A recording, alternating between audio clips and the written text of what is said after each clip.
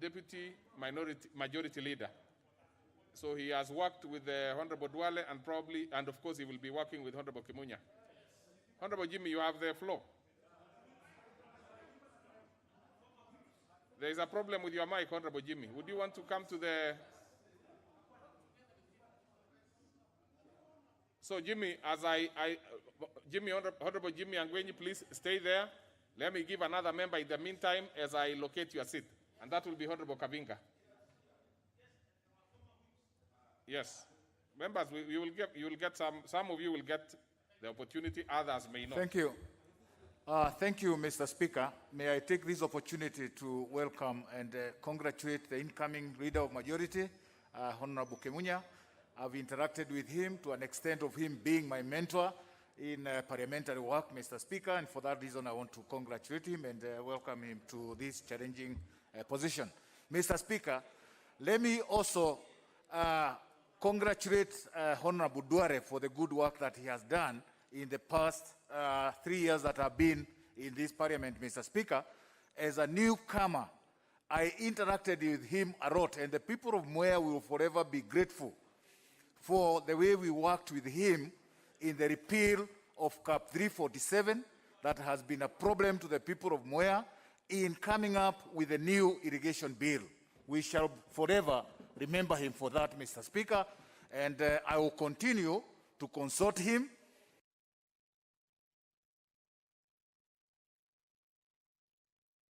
I am finding it very difficult to give you. There is a problem with where you are sitting, so you please come to the dispatch.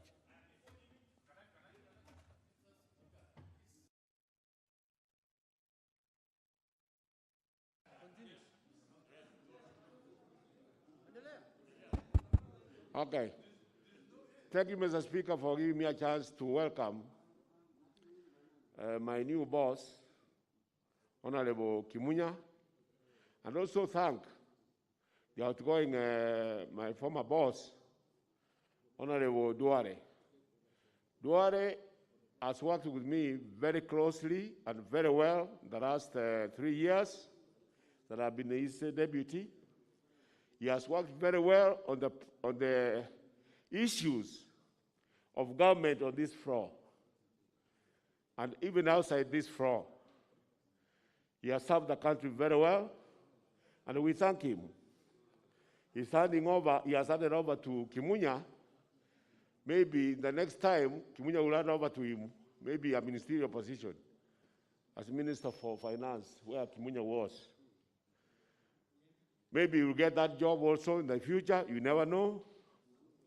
And we'll assume that Kimunya was handed over to him, if he gets that job. He has worked very well, and I'm sure he will continue working for this country in his new position as a member of parliament. Without being a majority leader, he still serves this country the way he has been serving it for the last 8 years. Okay, Jimmy.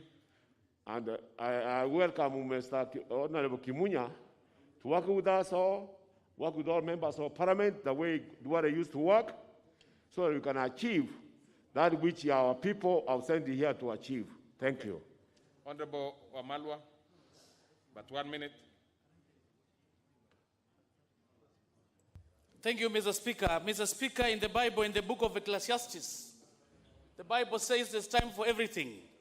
There's time to enter and there's time to exit.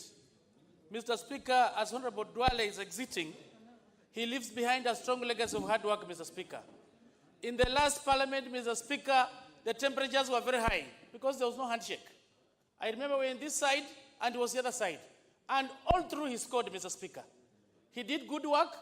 He is going not because of incompetence, Mr. Speaker, but because of politics. But I want to tell you, Mr. Duale, as you move forward, the big door is going to be opened. The rejected stone became the cornerstone. And I want to tell you, in 2022, you are going to play a critical role. I left, Mr. Speaker, as you can see, I've put on some weight. And whoever is coming in, we are telling him, congratulations, but please, don't die and don't resign. We'll be here to support him. We'll support His Excellency and move forward to unite this country. I thank you. Honorable Kanini Kega. Thank you, Speaker. And I want to congratulate the incoming Majority Leader, Dr. Amos Muhega Kimunya, whom I have known for a long time. We did masters together. I know, of course, the responsibility comes with a lot of challenges, and I know he is up to the task. To the first Majority Leader, who, unknown to many, has been my good friend, and maybe I was seen to be the face that was behind the collection of signatures. And I just want to say that it was not personal. I have no vendetta against Adan Duale. I only appeared to be the face. There are over 120-something members who would appear their signatures. But I want to tell Adan Duale that when the history will be written about Parliament, and especially the 11th Parliament, of course he will have a huge chapter about himself. He should know that very well, that if one door closes, another one opens. And he should move with his head high. Honorable Kato Metito.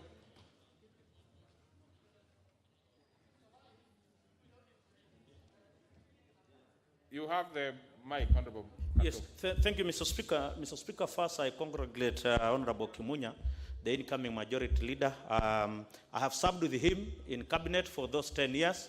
When he was the Deputy Leader of Government Business, I was the Interior Minister. So I know he's up to the task. Mr. Speaker, we cannot say, even in the whole week, what Honorable Duale has done in the last 7 years. I was his Majority Chief Whip.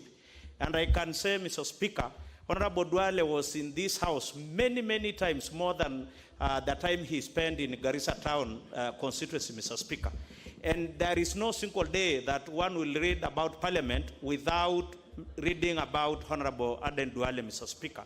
He stood very firm. He pushed the government business even when it was very difficult time. We wish you all the best, my good friend. God bless you. God bless the people of... The member at the very end with the white cap. Members, you can see I'm referring you in that manner because I really wish we could have placed our names on the face mask. Okay, thank you, Mr. Speaker. I stand to congratulate the new incoming leader of Majority and wish him the best in his endeavor. And on the other hand, I sincerely say that Duale, I've known him for a long time before even he became an MP, and he has always been a performer, even outside Parliament. Most people have talked about his performance in Parliament, but I've known him outside Parliament before he became an MP, and he has always been a performer.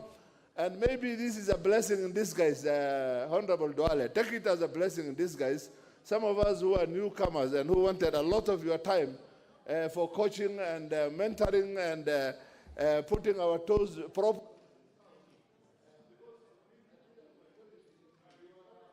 Time is over. That particular member who's putting his hand up there, and I'm not saying I'll use that one, but you come to the dispatch box. I cannot.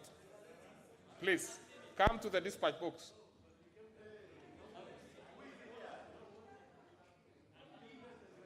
Honorable members, unfortunately, I cannot be able to, even if, well, it's only now when he puts out his face mask, the chair of PAC, that's when I could see. But I can't notice you unless you put your card here. Proceed. Thank you, Mr. Speaker. Mr. Speaker.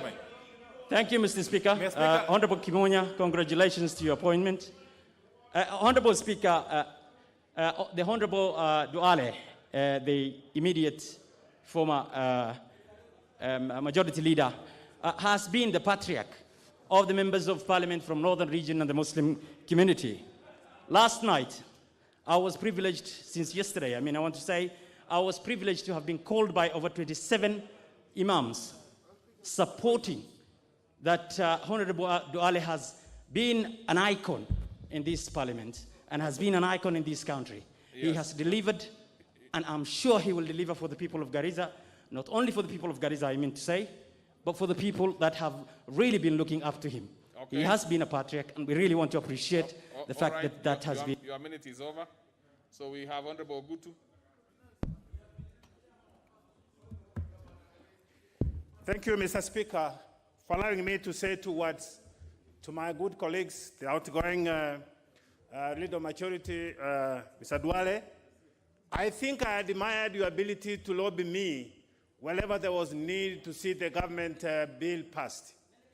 I want to congratulate you. To Honorable Kimunya, I have seen so far, since yesterday, a number of people raising stones against your history. Please.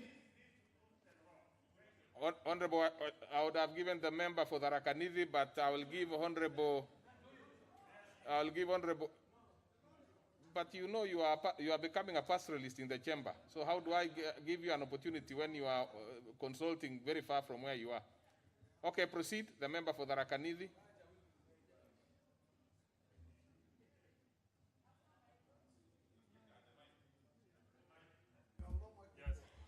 Thank you, Mr. Speaker. Mr. Speaker, I would like to congratulate Amos Kimunya for the appointment of the majority leader. And I would like, Mr. Speaker, to congratulate Honorable Duale. He has done a good job. He has performed. He has been a mentor to many of us. We want to wish him well. We want to wish him the best in whatever he is going to do. We have learned a lot from him, and I'm sure we are going to learn more from Honorable Kimunya. Thank you. Very well, Chair, Honorable Wandai. And then I'll give probably the last. Mr. Speaker, let me also take the opportunity to congratulate the incoming Leader of Majority, Honorable Kimunya, and also appreciate the good work that Honorable Duale did in this Parliament. Mr. Speaker, in the 11th Parliament, you will recall that the relationship between minority and majority side was totally adversarial. And in fact, if Honorable Duale can be faulted for anything, but not loyalty to his party, at least in that Parliament. In the 12th Parliament, I'm not sure what happened. But Mr. Speaker, it must go on record that had it not been for Honorable Duale, perhaps the minority side then would have overrun the majority side. But he stood very firm, and we fought against him fervently. But he defeated us, Mr. Speaker, in that Parliament. Mr. Speaker, I want to say that for us to continue as a Parliament,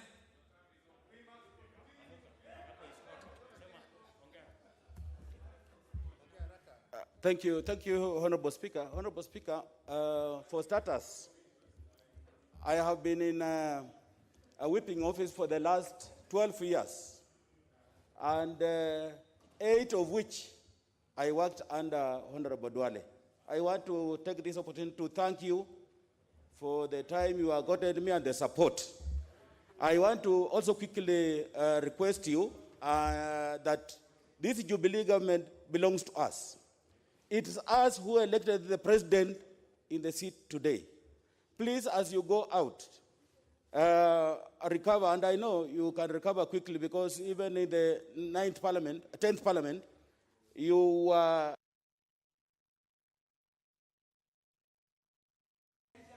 The 1 minute is over, Honorable Ashiali. Maybe I'll give you just 10 seconds. I don't know why I should, but you had your minute. You had your minute. And the other members also want to speak to this. You can see the interest.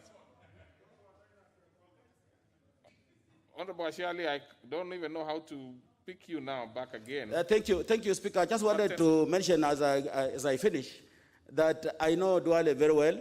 He recovered very fast when he was acting as an assistant minister, and I know even now he's going to recover quickly.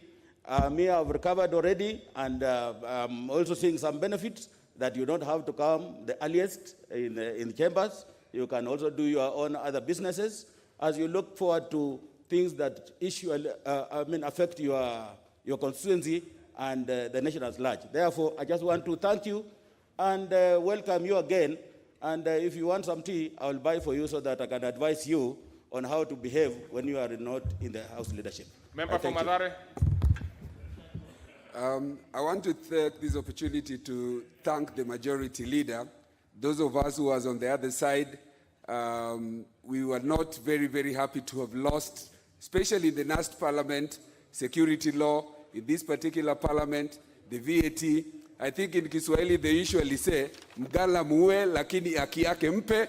Honorable Duale, hats off. Honorable Kimunya, I hope that you will be able to balance in this session that you have in the next 2 years, a balance between government bills and private member bills so that the true meaning of Article 95 can be extended to every member in this House. I thank you and take over. Honorable Melly.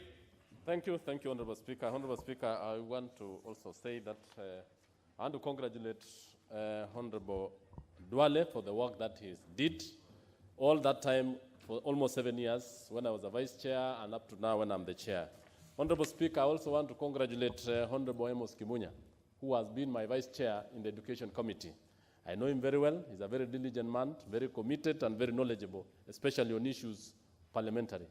I know he has an experience as a member of parliament spanning almost 15 years, and I know he's bringing this experience to this House and to lead and bring the nation to be one. Okay. Honorable Duale, I want to say that the work that you mentored us as leaders, I think we owe a lot to you, and may God bless you. Thank you.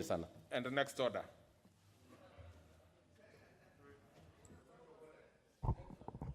Order number 3, messages. Order number 4, petitions. Order number 5, papers. Now, what is your point of order, Honorable Murugara?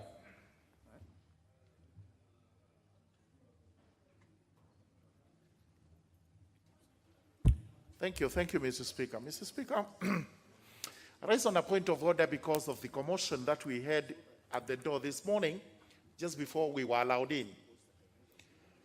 Mr. Speaker, the practice of allocating seats, I think, is not working. While we observe and agree that the leadership must have their seats reserved, it is my opinion and suggestion that from now henceforth, these seats should actually be occupied on a first-come, first-served basis. There is absolutely no reason and no point in allocating a seat to a person or a member of parliament who signs quickly and does not turn up.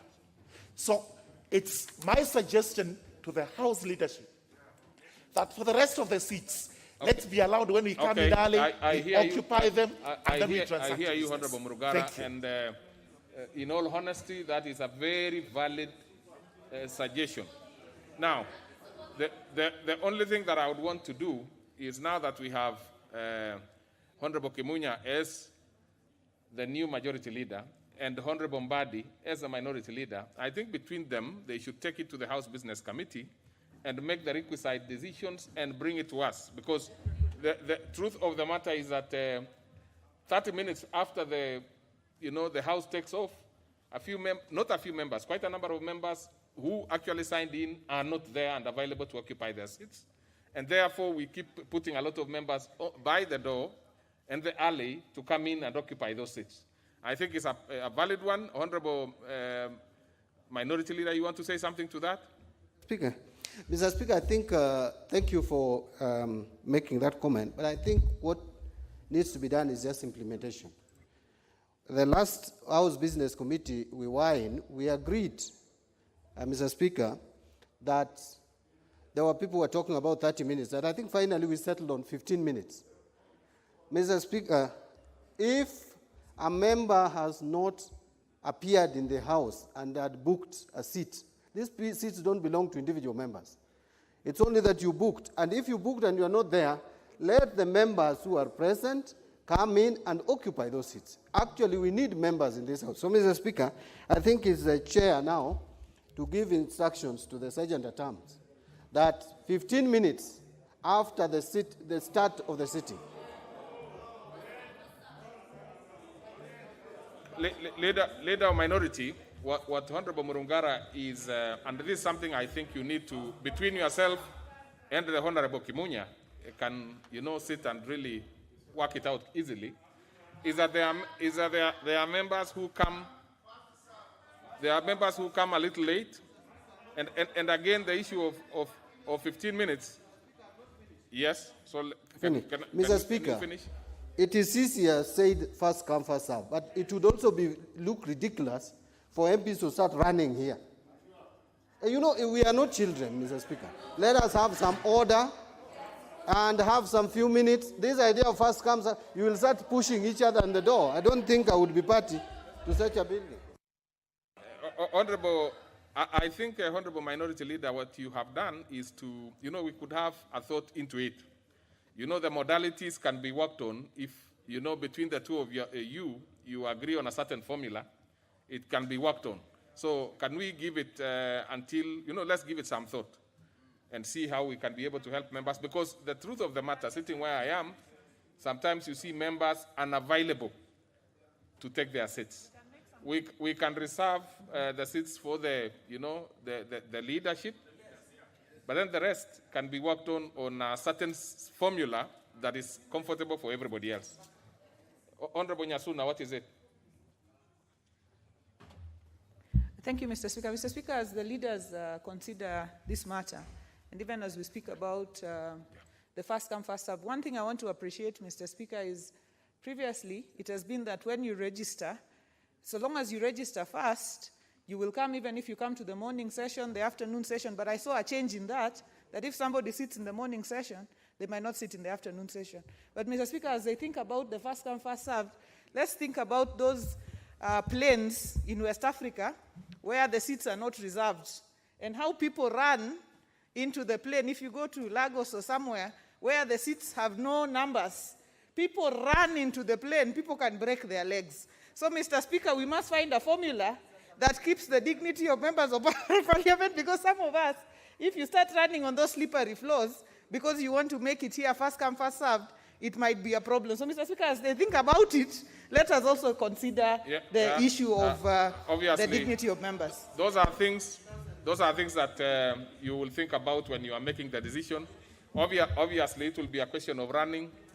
There will be a few members from a certain region who will always be having the easier option. We should also be thinking about the footballers. So that is something that will be decided. And of course, again, let us also look at the persons with different abilities in the House. There are many things that we should consider, but I think you can take off. So let's go to the next order. By the way, honorable members, we are running late. So the next order, let's see. Thank you, Mr. Speaker. Honorable Speaker, I beg to lay the following papers on the table of the House today. Tuesday, June the 23rd of 2020, morning sitting. Number one, the explanatory memorandum on bilateral air service agreement, BASA, between Kenya and the United States of America. Number two, report on achievements and progress in the financial year 2019-2020 from the Ministry of Lands and Fiscal Planning. Number three, legal notice number 61 of 2020 relating to the Public Finance Management Strategic Food Reserve Trust Fund, revocation regulations of 2020, and the explanatory memorandum. And number four, the draft land transaction registration, in bracket, electronic transactions, regulations 2020, with the following accompanying annexures for pre-publication scrutiny. A, the Land Amendment Regulations 2020. B, Land Extension and Renewals of Leases Amendment Rules 2020.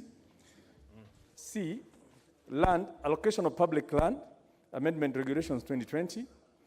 D, Land Registration Electronic Transactions Regulations 2020. E, Survey Electronic Cadastre Regulations of 2020. F, Fiscal and Land Use Planning Electronic Development Control and Enforcement System Regulations of 2020. G, Duty Valuations Regulations of 2020. H, Stamp Publication Notice. I, Public Stakeholder Consultation, Annex 3A. J, Public Stakeholder Consultation, Annex 3B. K, Consultation with National Commission, Annex 4. Consultation with Council of Governors, Annex 5. Multi-Stakeholder Joint Task Force, Annex 6. And N, Regulatory Impact Assessment Report. Number 5, the annual report and financial statements for the financial year 2018-2019 from the Salaries and Remuneration Commission. Thank you, Mr. Speaker. And then we go to the next order.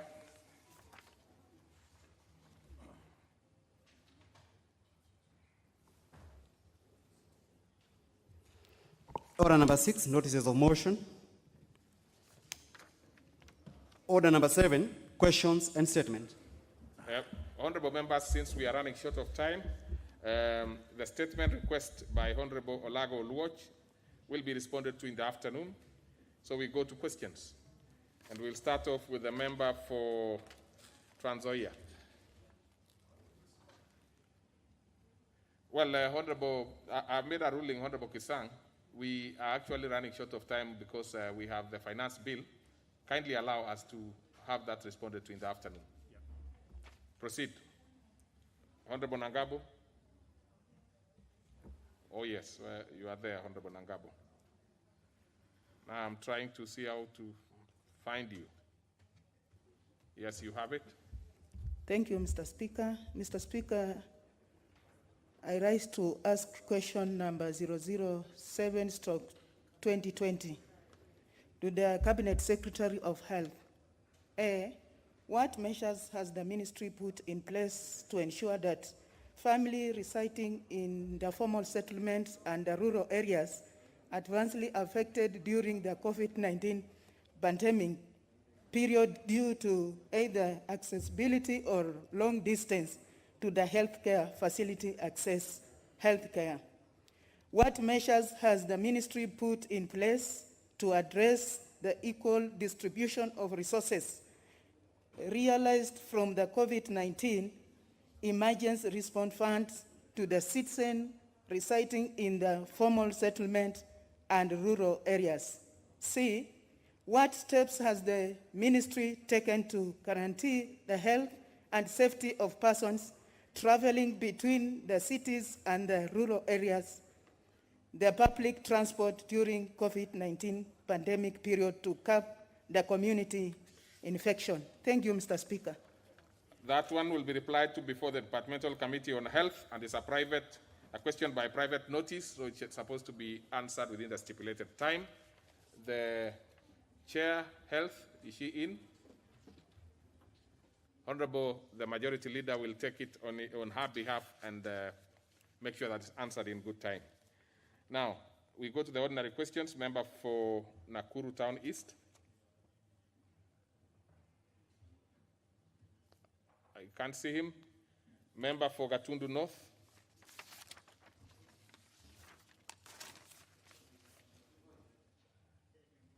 Member for Gatundu North. Thank you, Honorable Speaker. I rise to ask question number 70 of 2020. What is the status of the construction of the Gatukoyo-Kairi Matara Road in Gatundu North constituency?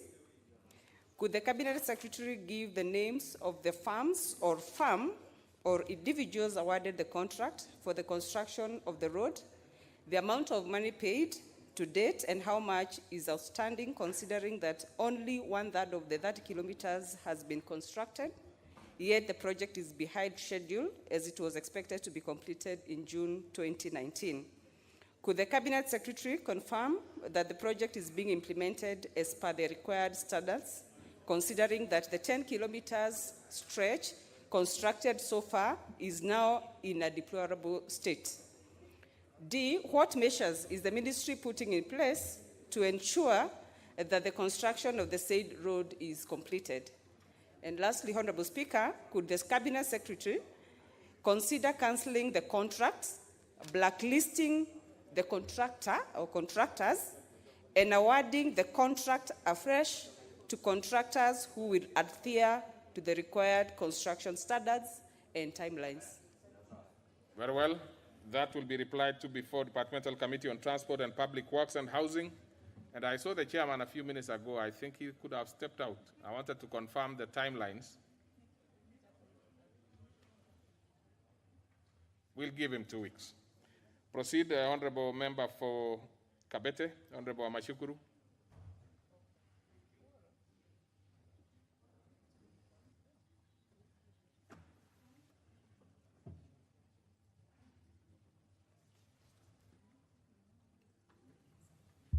Thank you, Honorable Speaker.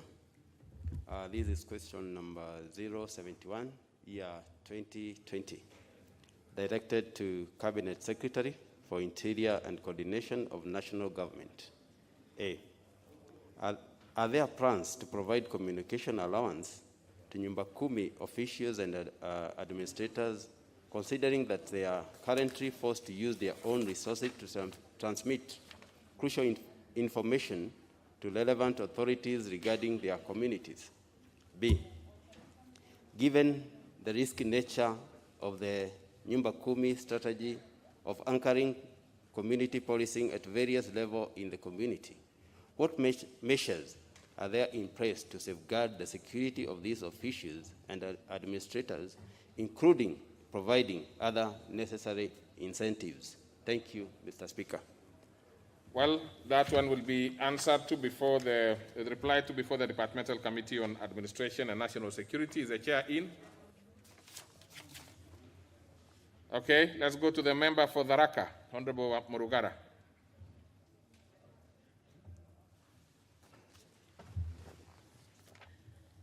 Thank you. Thank you, Mr. Speaker. I rise to ask question number 072 of 2020, directed to the Cabinet Secretary, Education. A, could the Cabinet Secretary explain why 5 deputy principals of Teacher Service Commission, whose numbers are 41 45 17, 46 25 38, 46 30 28, 49 29 80, and 39 81 38 in Job Group L, duly appointed and deployed by the TSC, and who were awaiting to be put under the 2017 collective bargaining agreement for upgrading by the Commission, have had their positions withdrawn and assigned to other officers. Number B, what steps is the ministry taking to ensure that the Raka constituency is categorized and affirmed as an arid and semi-arid land asile area for the above 5 deputy principals to qualify for the upgrade? And number C, when will the said teachers be upgraded to the positions of deputy principals? Thank you, Mr. Speaker. Well, that would be replied before Departmental Committee on Education and Research. What time do you require, Honorable Melly? And by the way, I see now the Honorable Chair, Transport. I'm sure you are aware that there was a question by the member for Gatundu North. Would be happy if you were to respond to it in 2 weeks, unless you need more time. That's fine. Then Honorable Melly? 2 weeks. 2 weeks, Speaker. that's Yes. perfect. So we go to the last question by Honorable Mwandime.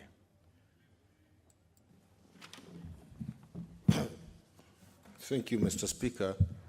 Raising question 79 of 2020 to the Cabinet Secretary for Transport, Infrastructure, Housing, Urban Development and Public Works. Are there any plans to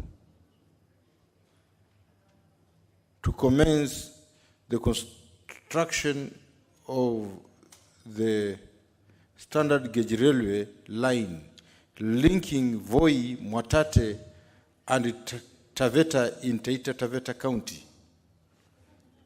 Very well. Mr. Speaker. That will be replied to before the Departmental Committee on Transport, Public Works and Housing. An indication from Honorable Kosing? Well, we will pursue that with him. 2 weeks, I think, again, would be perfect. So we go to the next order.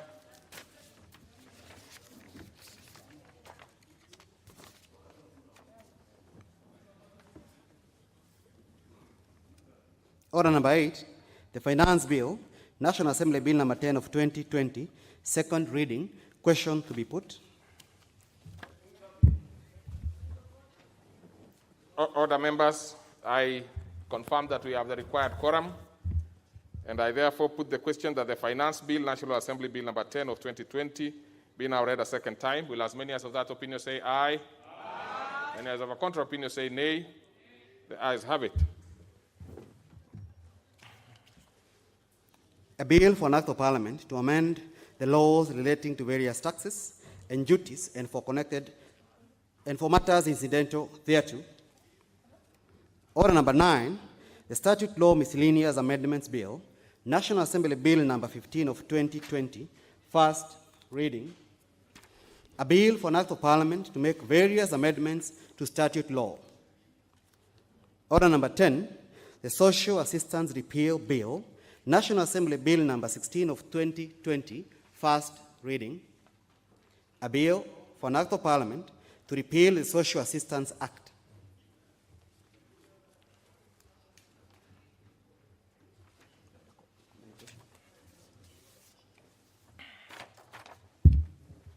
Honorable members, before we proceed, I want to make a communication. And honorable members, before we proceed to the next order, being the Committee of the Whole House on the Finance Bill, National Assembly Bill number 10 of 2020, I wish to make the following guidance which relates to the consideration of part of the proposed amendment to the said bill. As you may be aware, as you may have observed, the notices annexed to today's order paper contains several amendments that have been proposed to the bill. Most of the amendments have been proposed by the Departmental Committee on Finance and National Planning, which has sponsored the bill, the Departmental Committee on Justice, Legal Affairs, and the Departmental Committee on Transport, Public Works, and Housing. There are also amendments proposed by member for Kikuyu constituency, which I'm guided have similarity with those of the Departmental Committee on Finance and National Planning. I have approved all those amendments as they are in order with respect to the requirements of Article 114 of the Constitution and our standing orders. Those proposed amendments may therefore be considered in the Committee of the Whole House. Honorable members, there are also other amendments proposed by Leader of Minority Party, Honorable John Mbadi, and other proposed by the member for Gatundu South, Honorable Moses Kuria, whose consideration I will not permit. This is because the amendments proposed by the two honorable members have not complied with provisions of Article 114 of the Constitution and Standing Order 133.5. As honorable members are aware, it is now an established practice that whenever the House is to consider any matter that may have financial implications on public funds, the House is bound to proceed only in accordance with the recommendations of the relevant committee, having taken views of the Cabinet Secretary for Finance. Indeed, the intentions of this provision is to ensure that while the House reserves the power to determine revenue-raising measures, it ought not to commit the public without taking cognizance of the fiscal policy and other consideration of the national government. Further, honorable members, Standing Order 133.5 also provides that no amendments shall be permitted to be moved if the amendment deals with a different subject or proposes to unreasonably or unduly expand the subject of the bill, or is not appropriate or is not in logical sequence to the subject matter of the bill. Honorable members, the Leader of Minority Party, Honorable John Mbadi, is proposing to amend the bill in clause 12 by inserting a new item in the second schedule of the Value Added Tax Act 2013, whose effect is to zero rate taxable goods imported or purchased for direct and exclusive use in implementations of official aid-funded projects. In addition, the member for Gatundu South, Honorable Moses Kuria, is proposing to amend clause 11 of the bill, as well as an insertion of a new clause 14A, 14B, 28A, and new clause 38 in the bill. These amendments targeting the Value Added Tax 2013, the Tax Procedures Act 2015, Insurance Act Cap 487, and the Stamp Duty Act Cap 480, not only offends the provisions of Standing Orders 133.5, but proceedings with the same would offend the provisions of Article 114 of the Constitution. This is because the Departmental Committee on Finance and National Planning, having taken views of the Cabinet Secretary for the National Treasury, recommends to the House in its report that the House should not proceed to consider the amendments. I therefore direct that the Committee of the Whole House shall not consider the amendments proposed by the two members to the stated bill. The House is accordingly guided, and I thank you. Order number 11, Committee of the Whole House.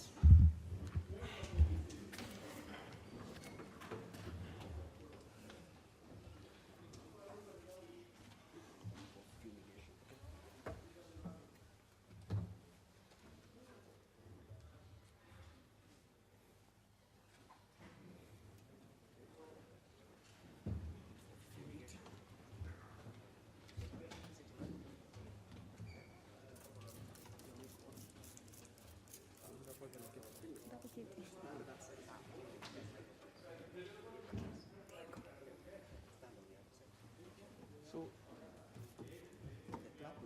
very good. The other one will stand to your left for purposes of controlling the microphone. Very good. For members. Very good. Give you the schedules. Very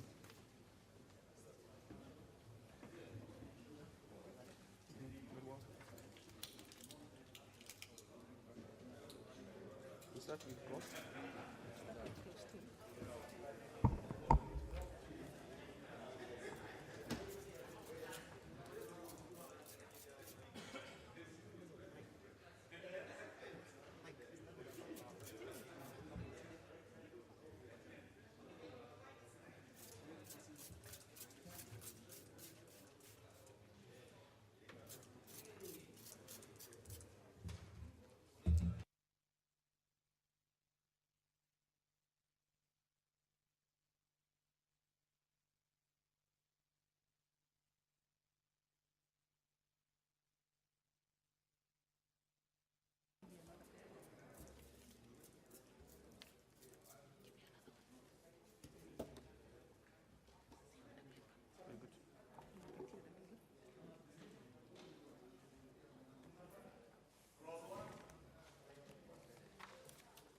Hold your horses.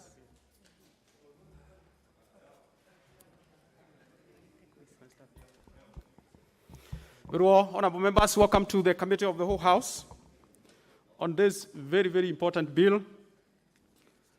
As a member said earlier, this explains why we are a budget-making house. Last week we dealt with the Committee of Supply, now we are Finance Bill. Later in the afternoon, do the Appropriation Act. All this is part and parcel of the budget process. Honorable members, may I give this guidance from the onset? Those who, especially those who are moving amendments, particularly the chair, just take your time to explain the import of especially the amendments that you bring or any other member, so that the members are very clear from the onset the import and the reason of the amendments. And then, honorable members, let's also agree we may not have so many members speak to any clause. We just pick one or two so that we make progress. Clause 2. Yes. What is your point of order, honorable Miri?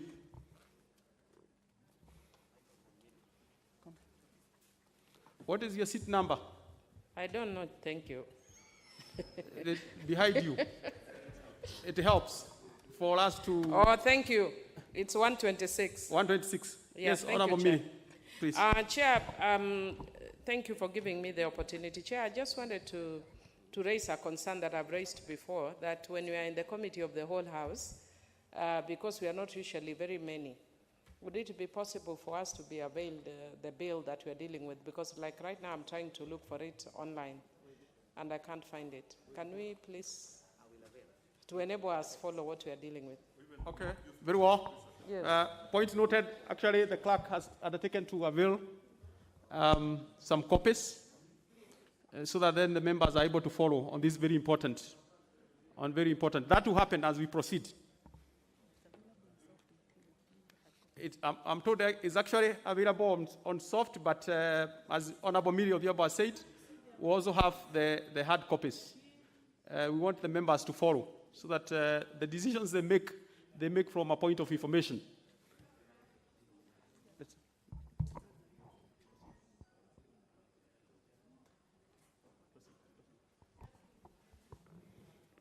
So the circulation will happen as we proceed. Let's move on. Clause 2. Honorable members, I propose a question that clause 2 be part of the bill. There is a proposed amendment by the Honorable Chair, Honorable Limo.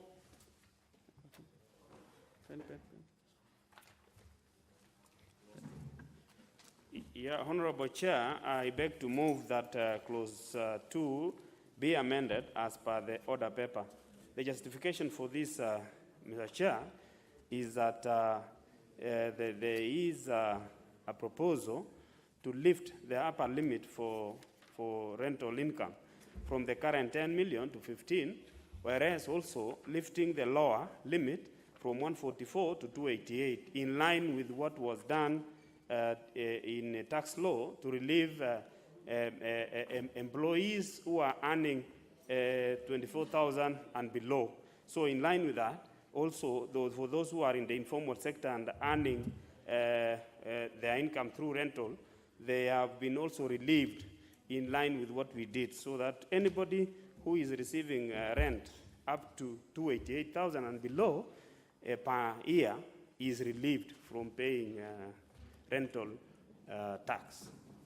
Very well. Honorable members, I propose a question that clause 2 be amended as proposed by the chair. I'll put the question that clause 2 be amended as proposed by the chair. Will as many as are of that opinion say aye? Aye. Will as many as are of the contrary opinion say nay? The ayes have it. I now put the question that clause 2 as amended be part of the bill. Will as many as are of that opinion say aye? Aye. Will as many as are of the contrary opinion say nay? The ayes have it. Clauses 3 and 4. Honorable members, I propose a question that clauses 3 and 4 be part of the bill. There are no amendments to that. I therefore put the question that clauses 3 and 4 be part of the bill. Will as many as are of that opinion say aye? Aye. Will as many as are of the contrary opinion say nay? The ayes have it. Clause 5. Honorable members, I propose a question that clause 5 be part of the bill. There is an amendment by the chairperson. Honorable Limo. Yeah, Honorable Chair, I beg to move that clause 5 be amended as per the order paper. Mr. Chair, the bill was initially proposing that the tax deduction which had always been offered to those who engage in social responsibility projects like building schools and hospitals, they have been enjoying the benefit of being allowed to use it to deduct their tax liability. However, this bill was proposing to remove it.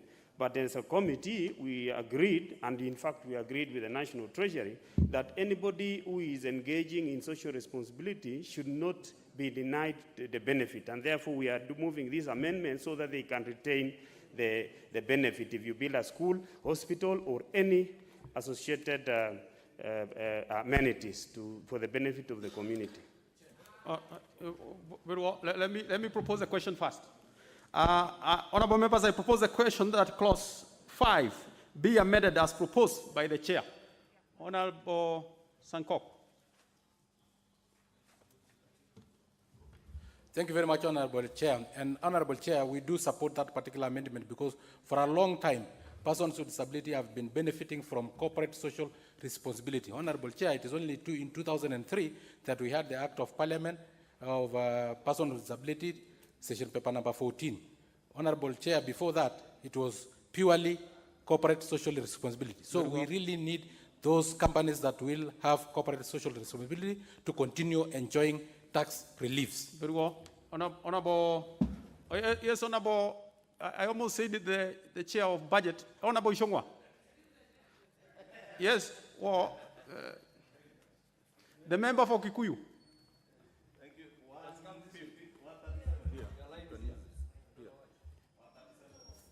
Thank you, Chair.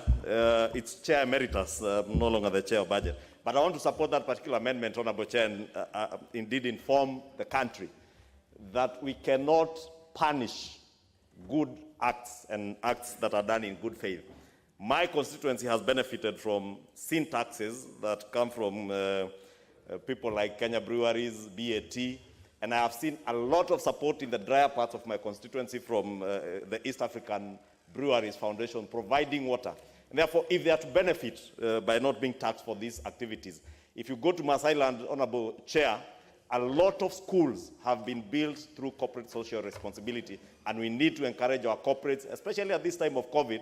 A lot of corporates have come in to donate even funds to the COVID fund, and we need to encourage them to continue doing so to support our people, and therefore support. Honorable members, I now put the question that clause 5, as be amended as proposed by the chair. Will as many as are of that opinion say aye? Aye. Will as many as are of the contrary opinion say nay? The ayes have it. I now put the question that clause 5, as amended, be part of the bill. Will as many as are of that opinion say aye? Aye. Will as many as are of the contrary opinion say nay? The ayes have it. Clauses 6 and 7.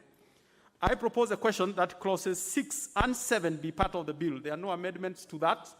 I therefore put the question that clauses 6 and 7 be part of the bill. Will as many as are of that opinion say aye? Aye. Will as many as are of the contrary opinion say nay? The ayes have it. Clause 8. I propose a question that clause 8 be part of the bill. There is an amendment by the chair, finance, Honorable Limo. Clause 8. All right, Honorable Chair, I beg to move that clause 8 be amended as per the order paper. Honorable Chair, I will explain. I'll explain both A. There is A, B, and C. In A, what we are doing is to reject the proposed amendment, which was proposing to remove the exemption from income tax that was available for income of National Social Security Fund, NSSF. This one, we saw it as not good because it was going to reduce the benefits which were going to be payable to the members of NSSF. Part B, Mr. Chair, it was a proposal to remove paragraph 53. And we realized paragraph 53 contained two issues, which one of them was taxation to benefits to pensioners. And therefore, to separate the contents of that paragraph, we proposed to delete the whole paragraph, and then in C, we returned the benefit which was given to the members of the public who are receiving monthly pension and they are 65 years of age and above. So what we are doing here is to save the members of the pensioners. I know in the public domain, the pensioners have been crying that there is a proposal to tax them. However, through this amendment B and C, we have returned that benefit to them so that they will not be taxed. Very well. Honorable members, I propose a question that clause 8 be amended as proposed by the chair. Honorable, let's have two members speak to this. Honorable Miri. Thank you, Chair. Chair, I want to congratulate the Chair of Finance for the amendments that is brought so far, including the one on corporate social responsibility and goodwill. But I want to thank him especially over this, because if you have pensioners that have worked and served this country well, and we want to start pursuing people who are over 65 years and above, who are struggling at home, and we know that even pensioners are still, so many other people are still dependent on them. So it was actually wrong that we even imagine, we know that the country is struggling because of COVID, but we need to find more novel ways of cushioning the economy than to look for even more vulnerable people. These are the same people that we are even collecting money for as vulnerable, then we are still following them and taxing. So I fully support, Chair. Very well, because there's quite a bit of interest on this particular one, on the pensioners. I had said we'll have two members speak. If you speak for 1 minute, I can give open up beyond the two, because on this particular one. Let's have Honorable Mary first. Mary. Thank you, Honorable Chair. I just want to say that actually this amendment is very good, and I want to congratulate the Chair of Finance, because taxing pensioners is actually doing double taxation because well. they had actually paid taxes during their service time. And two, this is the time when they are very vulnerable. They are aged, they need money to buy drugs, Very and well. they also have a lot of dependents. Very And well. two, on the social responsibility issue, I think it is something that is going to enhance the care, the social responsibility of institutions and organizations. I thank you. Honorable Otiende.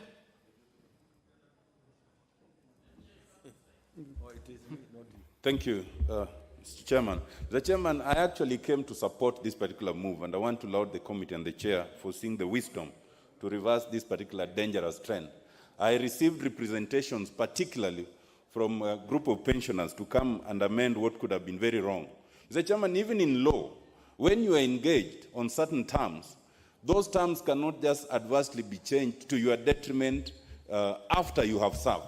And it is quite important that those who serve can be sure that their pension will be protected. I fully support, Mr. Chairman. Thank you. Honorable Jonah, if you take 1 minute, to, especially on this, give a few members so that...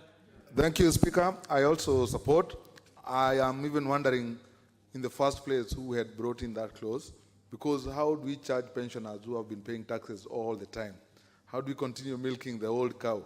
So I think it is a very good, wise decision from the chair, Mr. Limo, to remove that clause. Thank you. Honorable Yasuna, Thank you. I just join other members in supporting this because a lot of pensioners had raised this issue of taxation of their pensions. Pensions are meager in comparison to the regular income that the person has been earning. So if you subject it again to tax, it becomes a problem. So I support and congratulate the committee and the chair. Honorable Whip, Majority Whip. Thank you, Honorable Chair. Honorable Chair, I want to thank the chair of the committee that pensioners should not be taxed anymore. These are people who have paid taxes since they began working until they went to retire. Therefore, Honorable Chair, I wish to support seriously that one. Honorable members, let's really make progress on this one. I think the House, let the House make a decision on this honestly so that we make progress. Honorable members, I now put the question that clause 8 be amended as proposed by the chair. Will as many as are of that opinion say aye? Aye. Will as many as are of the contrary opinion say nay? The ayes have it. I now put the question that clause 8 as amended be part of the bill. Will as many as are of that opinion say aye? Aye. Will as many as are of the contrary opinion say nay? The ayes have it. Clauses 9 and 10. I propose the question that clauses 9 and 10 be part of the bill. No amendments to those. I therefore put the question that clauses 9 and 10 be part of the bill. Will as many as are of that opinion say aye? Aye. Will as many as are of the contrary opinion say nay? The ayes have it. Clause 11. I propose a question that clause 11 be part of the bill. There is an amendment on subclause 11A by the chair.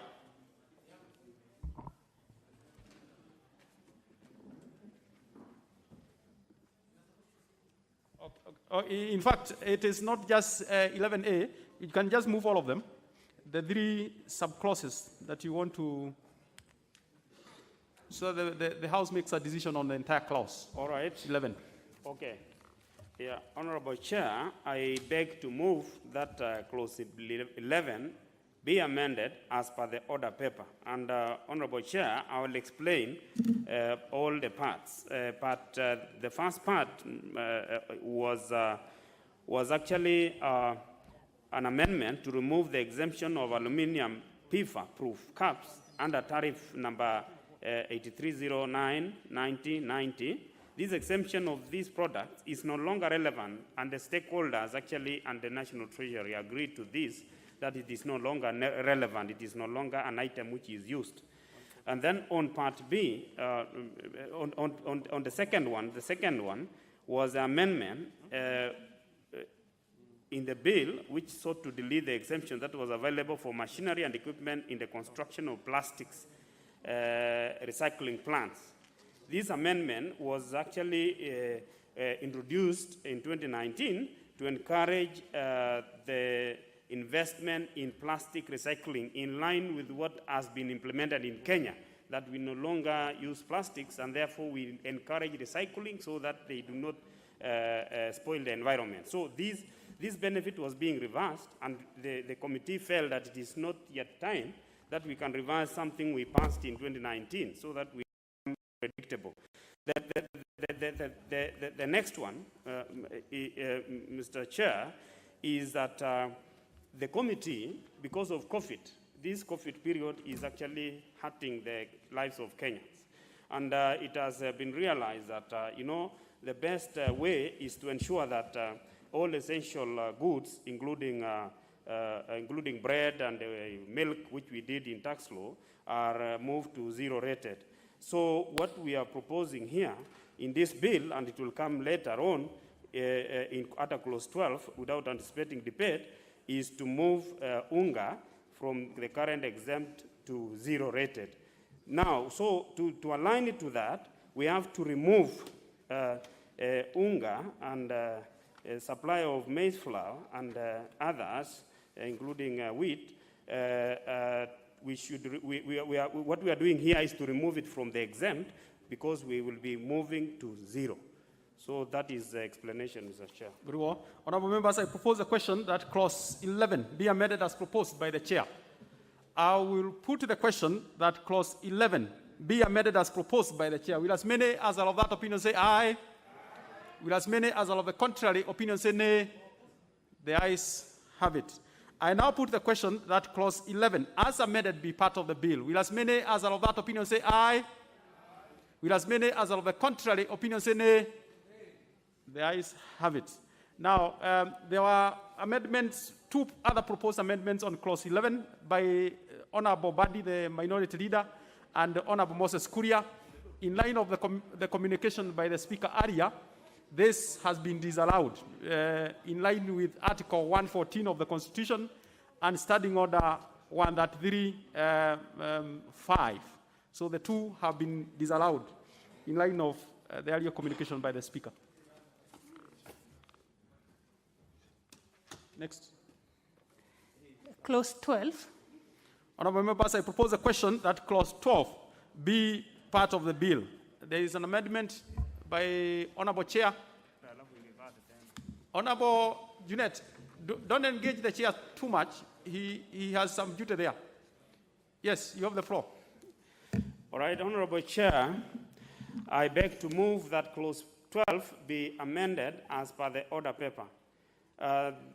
Basically, Mr. Chair, what this clause is doing is to zero rate the supply of flour, the supply of maize flour, cassava, wheat, and all that, so that it makes it cheaper, especially during this COVID period. It will make it cheaper and affordable to the Kenyans, to the many Kenyans. Honorable members, I propose a question that clause 12 be amended as proposed by the chair. I'll give two members only. From this side, Honorable Sankok, if you could be brief, we really appreciate it. Thank you very much, Honorable Chair, and thank you, the Honorable Chair of Finance, for that particular amendment.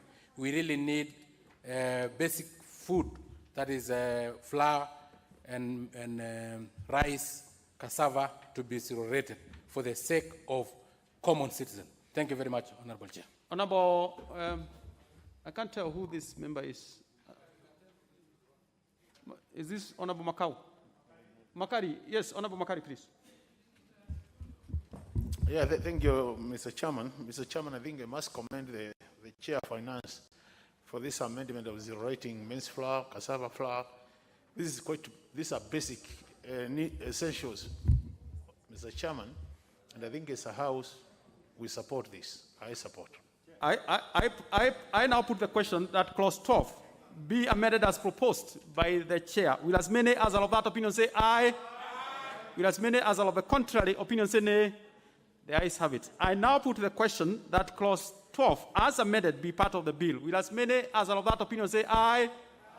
Will as many as are of the contrary opinion say nay? The ayes have it. Next clause. Next clause. Clause 13. I propose a question that clause 13 be part of the bill. No amendment to clause 13. I therefore put the question that clause 13 be part of the bill. Will as many as are of that opinion say aye? Aye. Will as many as are of the contrary opinion say nay? The ayes have it. Yes, on clause 12, I didn't pronounce myself on still the earlier communication by the Speaker on the amendment by the minority leader, which was disallowed in line with Article 114 of the Constitution and Standing Order 135, just for record. Next clause. Clause 14. I propose a question that clause 14 be part of the bill. There's an amendment by the Chair, Finance. Honorable Limo. Yeah, Honorable Chair, I beg to move that clause 14 be amended as per the order paper. Mr. Chair, there are two parts here, and both are actually aiming at enhancing collection of revenue. There was a proposal to reduce the standard, the content of alcohol from the current 10% to 8%. So we are proposing to lower it to 6% so that we can collect more, but at the same time ensure that the market is actually operating normally. And part B, Mr. Chair, is proposing to delete paragraph 5 in part. It is actually, I want to move a further amendment on that because there is an error. Instead of referring to part 2, it is referring to part 1. So part B should be amended to read part 2 instead of what is being referred to as part 1. This is going to enhance revenue because currently the revenue is going down. Honorable members, I propose a question that clause 14 be amended as proposed by the Chair. I put the question that, before I put the question, Makari, Honorable Makari. Yeah.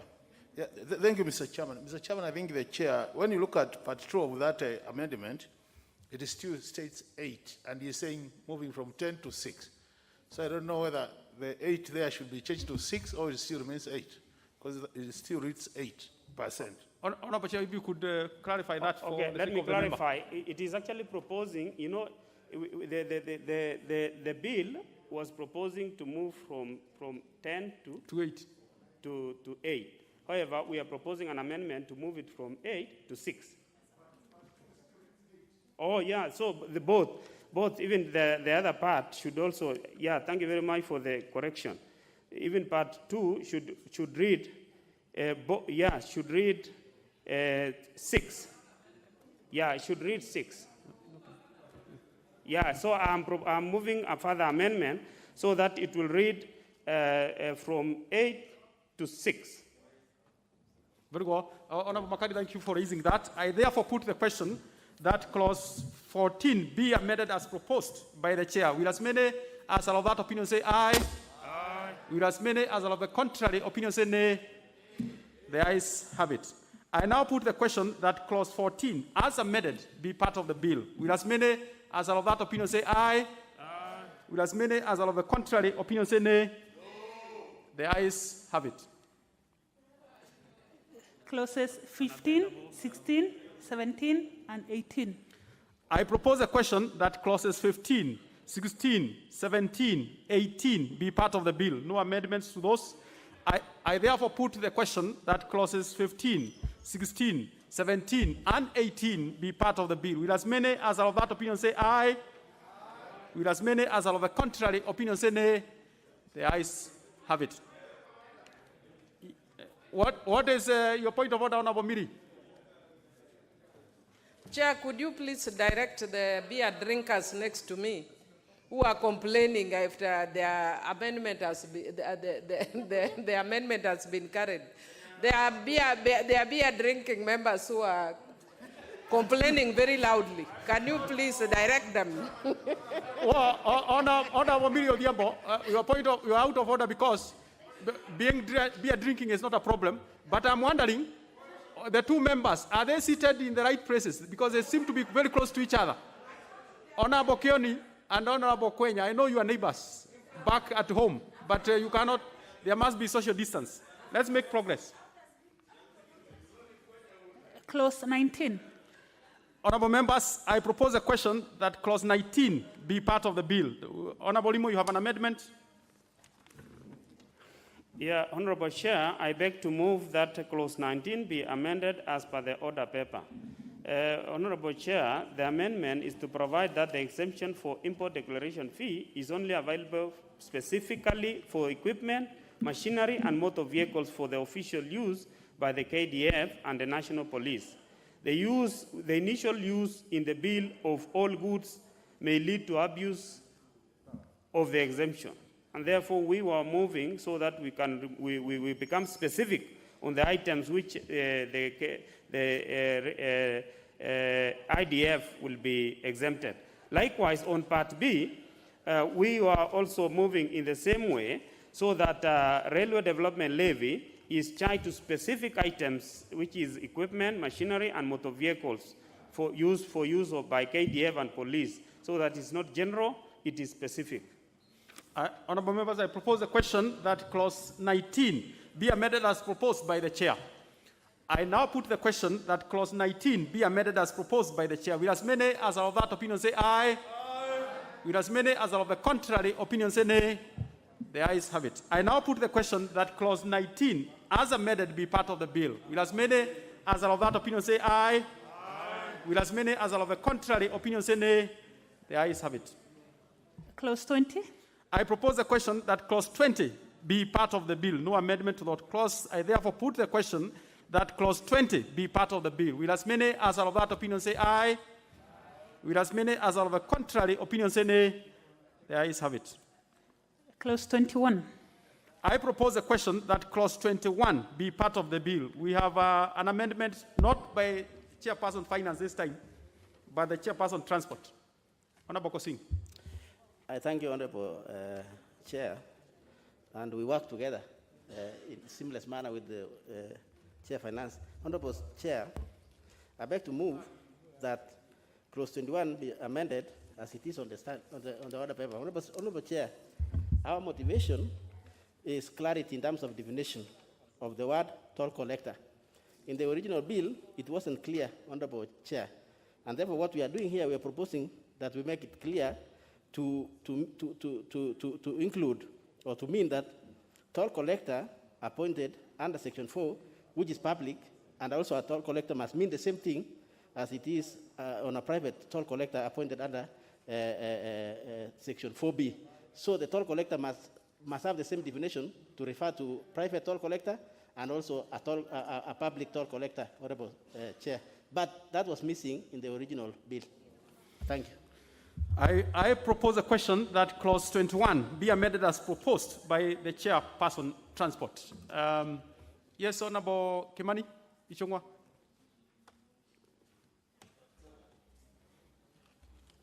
Chair, I don't think the chair has come out quite clearly on these two definitions of the public toll collector and the private toll collector. And as you are aware, Honorable Speaker, there are proposals to toll very many of our roads. And if you are not careful with these definitions, we may find private entities that are really not beneficial to the public, collecting money from members of the public, and not necessarily plowing back this money to the development of the infrastructure. Therefore, I think the chair needs to be a bit clearer, because he's just basically read it as it is on the order paper. He's not come out to really explain what he wants to achieve with this redefinition.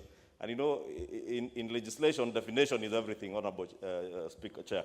Honorable Kosing, for the purposes of the House, the members, why don't you do a further import, the import of your amendment, particularly?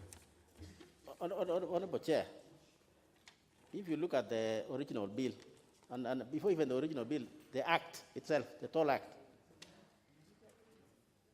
there are two sections that talk differently. Section 4 talks about public toll collector. Section 4A talks about private toll collector.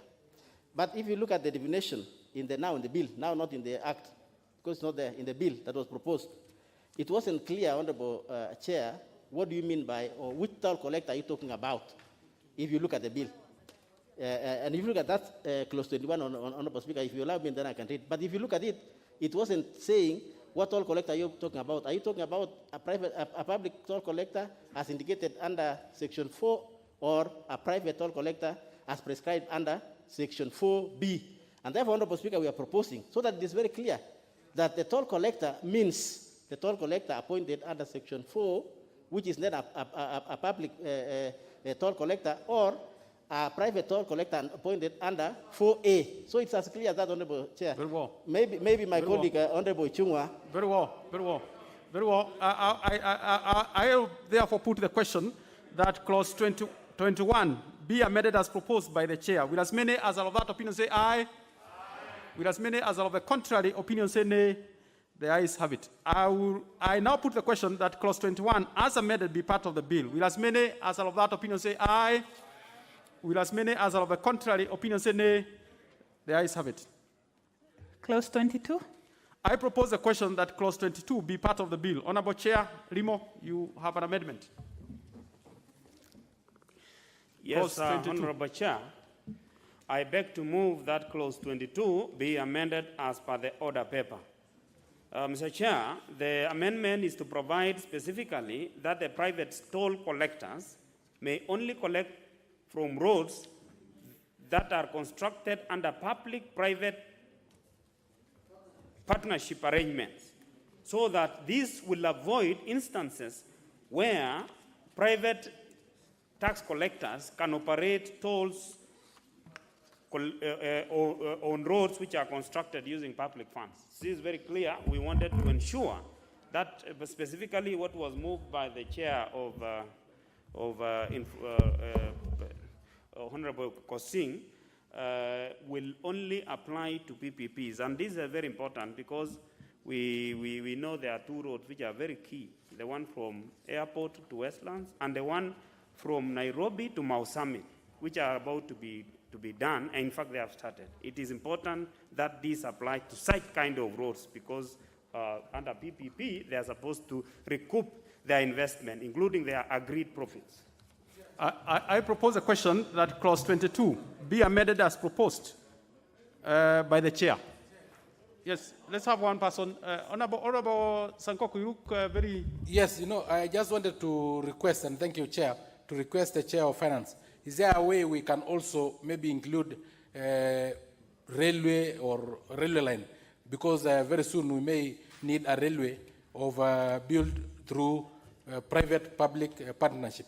And even bridges, Honorable Chair, because the issue that we are facing in Mombasa through the ferry, so that we can also have a bridge of... Honorable Sankok, the best way would have been for you to propose a further amendment, which you didn't. So can therefore, Honorable Member, Honorable Sankok, yes, Honorable, let's have two majority leader. You want to speak to this? Thank you, Chair. Chair, indeed, during my own contribution during this debate, I did allude to the fact that we might need to open up the tolling and all that to include all services that might need to be procured through PPP. But for now, I would urge that perhaps we process what is ready, and then we bring a more comprehensive bill that will now cover the whole range of services, because there might be different permutations for who does water, who does railway, and all that, rather than try to bring it within this one bill. Very well. That will bring the amendments not in the finance bill or tolling bill, but within a PPP framework. So much as I understand where Honorable Sankok is coming from, but the timing may not be right for this. Very well. Yeah, very well. thanks. Honorable Atandi, don't you want us to make progress? Just a minute, Honorable Atandi. Thank you, Chair. Chair, I just wanted to agree with the chairman and to say that this amendment is very important for institutionalizing public-private partnership. You realize today, government is borrowing so much to fund infrastructure. But we have been saying here that some of these debts are very expensive. So actually, this amendment will ensure that actually we can fund some of these projects without using our resources. Thank you, Speaker. I now put the question that clause 22 be amended as proposed by the chair. Will as many as are of that opinion say aye? Will as many as are of the contrary opinion say nay? The ayes have it. I now put the question that clause 22 as amended be part of the bill. Will as many as are of that opinion say aye? Will as many as are of the contrary opinion say nay? The ayes have it. Clauses 23 and 24. I propose a question that clauses 23 and 24 be part of the bill. No amendments to that. I therefore put the question that clauses 23 and 24 be part of the bill. Will as many as are of that opinion say aye? Aye. Will as many as are of the contrary opinion say nay? The ayes have it. Clause 25. I propose a question that clause 25 be part of the bill. Honorable Chairperson, Transport, you have an amendment. Clause 25. Yes, Chair, I have an amendment. And Chair, I beg to move that clause 25 be amended as it is on the order paper. And if you look at it, Honorable Chair, A is saying except transit toll. Here, Honorable Chair, what we are proposing, in the original, in the bill, we created a fund, which is toll fund, which will be domiciled in Treasury. However, Honorable Chair, in the description of that toll fund, it included what we call transit tolls. Transit toll, Honorable Speaker, has no relation at all with the toll regime we are creating, or even the toll fund we are instituting. Transit toll, Honorable Chair, is already existing, and it is in practice, it is in use, and it is domiciled in Kenya Roads Board, Honorable Chair, under what we call, of course, maintenance. And therefore, we are then we are separating then the fund. We are removing the transit toll to remain in the KRB because it's already existing. The new fund we are creating is for toll, Honorable Speaker, Chair, so we are separating. In B, if you look at B there, what we are doing, Honorable Chair, is introducing the role of this fund. As Honorable Tandi earlier said, that we are actually having creativity, moving away from having borrowing money outside there, and come up with new ingenious ways of funding our roads. But Honorable Chair, we will not only satisfy the people of Kenya, unless we say, where is this money going? And that is why this amendment is telling the people of Kenya the money will go to develop, repair, and maintain roads, Honorable Chair, so that the money is not collected and used elsewhere. Parliament and people of Kenya must know that the money which will be collected will be used for the purpose of development of the roads, Honorable Chair. I submit. Very well. Honorable members, I will propose a question that clause 25 be amended as proposed by the chair. Let's have two members speak to this, particularly those members who haven't spoken. Honorable Bui. Yeah, thank you, Chair. I think this is a genuine amendment because, as explained by the Chair of Transport, it clearly just defines the use of that money and also clearly ensures that that money is not diverted to other uses. So I think it's a good amendment. I support. Honorable Sheikh.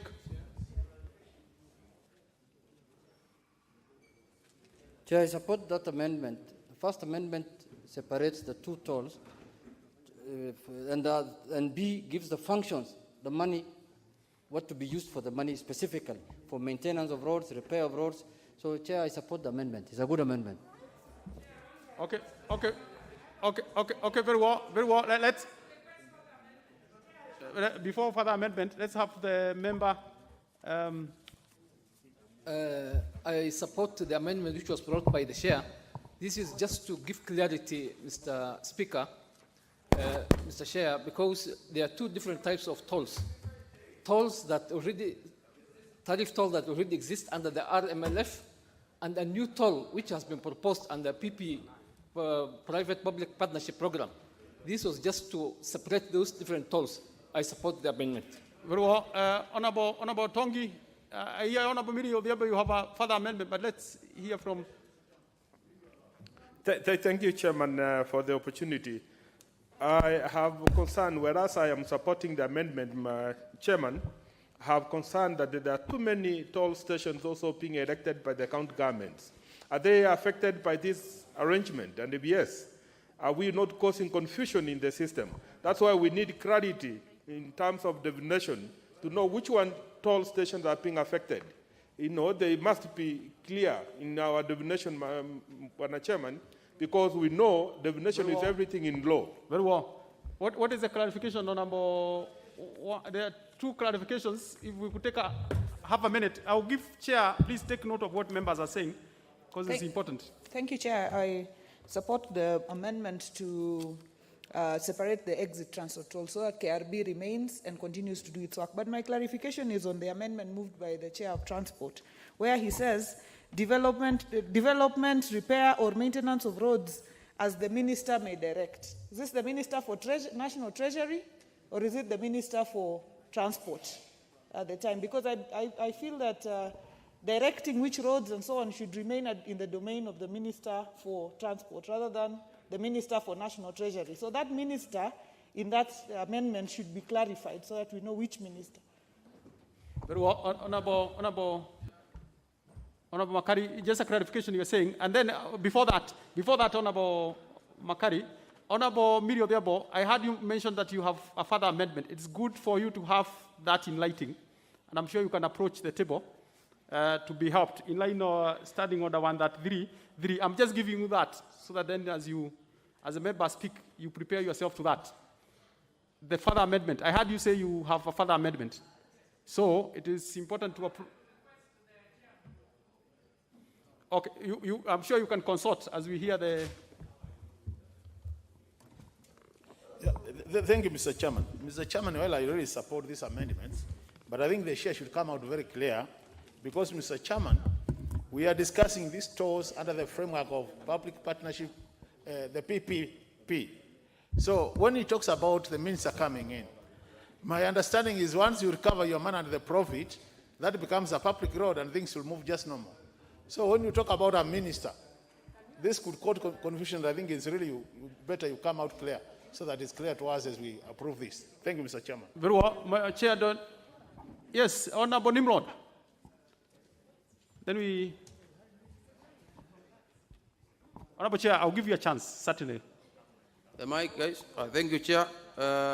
Mr. Chair, I rise in support, but I would also, because you've seen county governments gearing towards PPPs. Does this affect what is happening with the county governments, or how do we go ahead and regulate the same up to the level of the county governments? Thank you, Chair. Honorable Joyce, 1 minute, then we give the Chair. We make progress. Thank you very much, Chair. I want to support the amendment that has been brought forward by our EPO Chair. And I want to say that I think when you go to a number of countries, the issue of the toll, the PPP toll is really working in terms of supporting the infrastructure. Thank you. Very well. I'm giving one more member so that Honorable Miri finishes her proposed amendment, further amendment to this amendment, and possibly speaks to the Chair. If the Chair is gracious enough, he could accede to that amendment and move himself. Yes, Honorable Nyenze. Honorable Miri, you better consult quickly because we...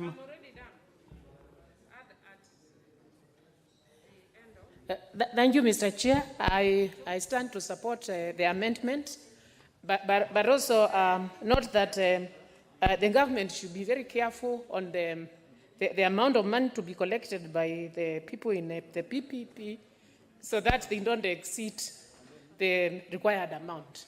Thank you. I support. Very well. Yes, Honorable Sankok. Thank you very much. And then I'll give it to Chair. Honorable Chair and Honorable Miri. And by the way, Chair, I support this amendment because it will completely remove the issue of corruption, because it is not a public-private partnership that will construct the road and collect the money, rather than us borrowing the money and probably using it in other forms, and even corruption come in. But when it is in private hands, I'm sure it will be put into good use. So I do support. Very well. Honorable Miri, are you... Yes, you know you have a right to do a further amendment. Yes. That further amendment, you get a seconder, and the House will make a decision. Yes, Chair. Honorable, you can say you will second when the Honorable Miri has not even moved. I had whispered to him. Chair, I propose a further amendment to subclause 2AB as follows, that we add the words taking into account regional balance at the end, so that even as the monies are collected, we have regional balance in dishing out these roads to the rest of the country, Chair. Yeah. Who now seconds? you can second me. And Honorable Kosing, I'll give you a chance to speak to that amendment. Seconding. Chairman, having Honorable Miri as my neighbor here helped me to understand the import of what she's doing. And we all appreciate that the issues in Kenya are based on the sharing of the cake. And people want to feel the government, and the only way to feel it is to ensure that people are being given a fair chance to develop at the same pace. And therefore, this amendment is healthy, is good for the country, and especially now that the president is working to unite the country, I think this comes in very handy, because if we don't have it as a requirement, then we are going to have these challenges going forward, where one region will feel like neglected at the expense of the other part of the country. So for purposes of uniting the country, just like the president stands for, and we all support him, we want to have this amendment so that we have one united country, at least Kenyan feeling that they're also beneficiaries in all this national cake sharing process. Thank you. Let me make a proposal first, so that then finally the House will make a decision. Honorable members, I propose that the amendment by Chairperson Transport be further amended as proposed by Honorable Miri Odiabo. Honorable Kosing, I'll give the chair first, because it is the amendment, the further amendment is on his amendment. Yeah, Honorable Chair, I think you need to guide the House. In terms of, I have no problem with that amendment, but in terms of procedure, Honorable Chair, at this level, you know, who is supposed to move amendments? Further amendments, supposed to actually to be the owner of the amendment, which actually Emilio Odiabo should actually request me to move further amendment for her, which actually, Honorable Chair, is not harmful, and therefore I can agree with her. Honorable Kosing, you agree with her, but I would like you to refer to starting under 133. 133.3. When there is an amendment to a bill and is on the floor of the House, there is a chance, there is room, there is opportunity for a member to do a further amendment on an amendment. If you read the standing order 133.3, it is on basis of that Honorable Miri Odiabo amendment has been allowed. Honorable members, so that we don't take a lot of time on this is still a further amendment. We haven't dealt with the original amendment, so I'll put the question, Honorable members, so I'll make progress. Honorable members, I will now put the question that the further amendment on the amendment by the Chairperson of Transport be approved. Will as many as are of that opinion say aye? Will as many as are of the contrary opinion say nay? The ayes have it. I will put the question now on the full amendment by Honorable Kosing as amended by Honorable Miri Odiabo's amendment. I hope members are catching that. I now put the question that clause 25 be amended as proposed. Will as many as are of that opinion say aye? Will as many as of the contrary opinion say nay? The ayes have it. I now put the question that clause 25 as amended be part of the bill. Will as many as are of that opinion say aye? Will as many as are of the contrary opinion say nay? The ayes have it. Next. Clause 26. I propose a question that clause 26 be part of the bill. There is an amendment by the Chairperson of Transport. I hope we can move slightly faster on this now, Honorable members, so to make progress. We are moving fast, Honorable Very Chair, well. and therefore I beg to move that clause 26 be amended as it is in the standing order. And Honorable Speaker, Chair, what we are doing here is we are enhancing the punishment of lawbreakers. And the original act has a maximum of 5,000. And through public participation, Honorable Chair, we agreed that 5,000 was a long time ago, 1980s. And therefore, we are moving to 50, a maximum of 50,000, Honorable Chair. Very well. Honorable members, I propose a question that clause 26 be amended as proposed by the chair. I'll put the question that clause 26 be amended as proposed by the chair. Will as many as are of that opinion say aye? Will as many as are of the contrary opinion say nay?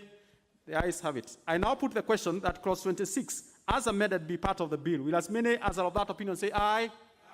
Will as many as are of the contrary opinion say nay? The ayes have it. Clauses 27, 28, and 29. I propose a question that clauses 27, 28, and 29 be part of the bill. No amendments to that. I therefore put the question that clauses 27, 28, and 29 be part of the bill. Will as many as are of that opinion say aye? Aye. Will as many as are of the contrary opinion say nay? The ayes have it. Clause 30. I propose a question that clause 30 be part of the bill. Honorable Chair, Honorable Limo, you have a proposed deletion. Yeah, Honorable Chair, I beg to move that clause 30 be amended as per the order paper. This amendment, Mr. Chair, is to delete the new definition which was being brought to define consolidators, which we actually defined under Finance Bill 2019. This will ensure that the consolidators are well regulated and they will be responsible for the consolidated cargo. The proposed amendment in the bill was actually going to reverse the gains which were intended in the Finance Bill 2019 of ensuring that the traders the small traders are actually assisted by consolidators who are now which was actually proposed to be regulated so that when they import, it is known who is importing and is importing on behalf of small traders. So we were proposing that we reject the new definition because it was going to reverse the gains which were intended in 2019. Honorable members, I propose a question that clause that be deleted as proposed by the chair. I now put the question that clause 30 be deleted as proposed by the chair. Will as many as are of that opinion say aye? Aye. Will as many as are of the contrary opinion say nay? The ayes have it. Clause 31. Honorable members, I propose a question that clause 31 be part of the bill. Honorable Chair, you're proposing a deletion? Yes, Chair, I am proposing a deletion, and therefore I beg to move that clause 31 be amended as it is in the standing in the order paper.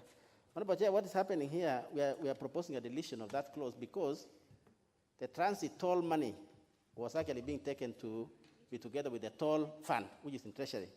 And what our wisdom, Honorable Chair, earlier in clause 25, to separate the fund, the transit toll, and the toll money, because we are prosecuted, that is only affecting, therefore, that prosecution that we approve, Honorable Chair, to separate the fund and retain the transit fund at KRB under the maintenance levy. Thank you, Chair. Very well, honorable members, I propose a question that clause 31 be deleted as proposed by the chair. I now put the question that clause 31 be deleted as proposed by the chair. Will as many as are of that opinion say aye? Aye. Will as many as are of the contrary opinion say nay? The ayes have it. Clause 32. I propose a question that clause 32 be part of the bill. No amendment to that. I therefore put the question that clause 32 be part of the bill. Will as many as are of that opinion say aye? Aye. Will as many as are of the contrary opinion say nay? The ayes have it. Clause 33. I propose a question that clause 33 be part of the bill. Honorable Chair, you have an amendment. Chairperson, Finance. Yes, Honorable Chair, we are in receipt of this amendment, Mr. Chair, was on KRA, the allocation of funding to KRA. But we have received a communication from the National Treasury that there is still consultations being done between the National Treasury and the KRA, and of course even the cabinet. So we are proposing to drop this one. Very well. If that is dropped, I therefore put the question that clause 33 be part of the bill. Will as many as are of that opinion say aye? Aye. Will as many as are of the contrary opinion say nay? The ayes have it. Clause 34. I propose the question that clause 34 be part of the bill. Honorable Chair, Finance, you have an amendment? Yeah, Honorable Chair, I beg to move that clause 34 be amended as per the order paper. This amendment, Mr. Chair, is to provide that the limitation of time for matters against KRA is 3 years. This is to comply with the different decisions made by different courts that held that the Public Authority Limitation of Action Act cannot apply to the Kenya Revenue Authority. So that is a reason for this introduction. Very well. I propose a question that clause 34 be amended as proposed by the chair. I put the question that clause 34 be amended as proposed by the chair. Will as many as are of that opinion say aye? Will as many as are of the contrary opinion say nay? The ayes have it. I now put the question that clause 34 as amended be part of the bill. Will as many as are of that opinion say aye? Will as many as are of the contrary opinion say nay? The ayes have it. Clauses 35 and 36. I propose a question that clauses 35 and 36 be part of the bill. No amendments to that. I therefore put the question that clauses 35 and 36 be part of the bill. Will as many as are of that opinion say aye? Will as many as are of the contrary opinion say nay? The ayes have it. Clause 37. I propose a question that clause 37 be part of the bill. There is an amendment by the Chairperson, Justice and Legal Affairs. Who has a brief? Yes, Honorable Shamala. Honorable Chair, I beg to move that clause 37 be amended as per the elder paper. The amendment seeks to ensure that the proposed protection of tax revenue held on behalf of Kenya Revenue Authority by commercial banks and financial institutions during insolvency is effective by aligning the amendment to the language used in the Banking Act. And very shortly, the committee noted that the Section 4 of the Banking Act provides for licensing of persons and not registration as used in the proposed amendment. The committee was of the view that this minor amendment is necessary in order to give effect to the purpose of the amendment of the Insolvency Act as stated in the memorandum and objects of reasons for the bill. Honorable members, I propose a question that clause 37 be amended as proposed by the Chairperson, Justice and Legal Affairs. I will put the question that the clause 37 be amended as proposed by the Chair, Justice and Legal Affairs. Will as many as are of that opinion say aye? Will as many as are of the contrary opinion say nay? The ayes have it. I now put the question that clause 37 as amended be part of the bill. Will as many as are of that opinion say aye? Order, Majority Leader, I did not remind the members to vote. It is a vote. It's only Honorable Bui's voice that can hear. Let me put that again. I now put the question that clause 37 as amended be part of the bill. Will as many as are of that opinion say aye? Will as many as are of the contrary opinion say nay? The ayes have it. That is better. Honorable members, we are done with the clauses. We will go to the new clauses. New clauses. New clause 9A. Chair, you move the second reading of new clause 9A. Honorable Limo, new clause 9A, second reading. All right, Honorable Chair, I now beg to move that new clause 9A be now read the second time. This amendment, Mr. Chair, is to align the cross-referencing in 8th schedule to the amendments that were made to the second schedule in Tax Laws Amendment Act 2020. So it's a cross-referencing issue to the law which we passed in April. Bro, I propose a question that new clause 9A be now read a second time. I put the question that new clause 9A be now read a second time. Will as many as are of that opinion say aye? Will as many as are of the contrary opinion say nay? The ayes have it. I propose a question that new clause 9A be part of the bill. I now put the question that new clause 9A be part of the bill. Will as many as are of that opinion say aye? Will as many as are of the contrary opinion say nay? The ayes have it. New clause 10A. Chairperson Finance, second reading, please. Mr. Chair, I beg to move that new clause 10A be now read the second time. This amendment is intended to save the VAT exemption under paragraph 102 that was available for existing projects under the Special Operating Framework arrangement with the government. This is in line with the fact that paragraph 102 was deleted in tax law. However, there are certain projects which are already running, and therefore this amendment is intended to save those who are already in that arrangement. Honorable members, I propose the question that new clause 10A be now read a second time. Yes, Honorable Wamalwa, what is it? My concern, thank you, Chair. I was following what the Chair was saying, but he has not given full disclosure for the House to understand what is he referring to these continuous projects government that are going on. Very well. I think we need some more info on that. Very well. Thank you. What is your point of order, Honorable Miri? Chair, I just wanted clarity from a legal perspective that if you look at what the new clause is saying, notwithstanding the repeal of paragraph 1 or 2 of the first schedule, the exemption of goods imported or purchased locally for direct and exclusive use in the implementation of projects and a special operating framework arrangement with the government shall continue for existing projects for the remaining period of the agreement. Chair, how can we be referring to a law that is repealed? We have no legal fit with which to stand, and even though I'm not opposing this, but I think the way that this amendment should be brought should be different. Because you cannot then refer to an already repealed law as a basis for bringing an amendment. There is no law. What are we referring to? There is no law if it's already repealed. So I would just want to ask that maybe if the chair could get assistance to rephrase this so that we are not, because somebody will challenge this, we cannot be making reference to a law that is not in existence. Very well. Honorable Chair, Honorable Miri raises a fundamental issue, not opposed to what you have, the new clause, but raising that. Do you want to speak to this? Yes, and Honorable Wamalwa as well. Let's have the chair first.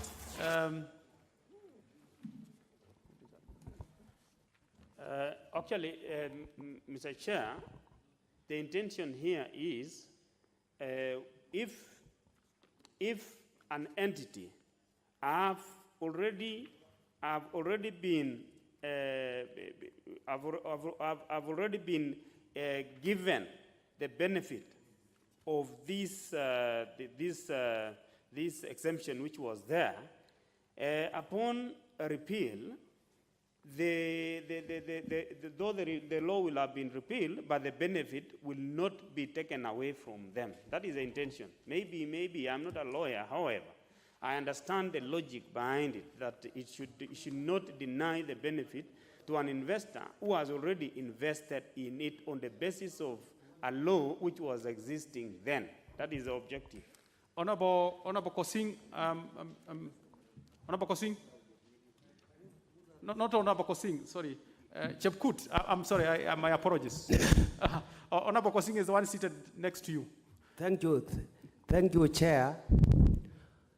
It is true that we want legal framework and we want at the same time disclosure be made in the amendment. But Chair, all I want, me personally, we support what majority leader wants.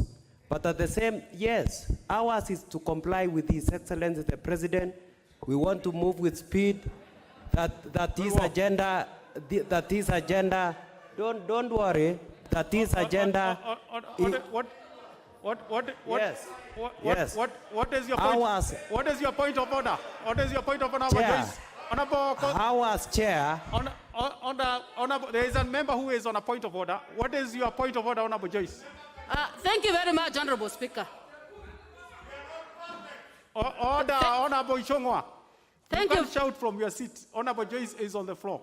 Thank you very much, Honorable Speaker.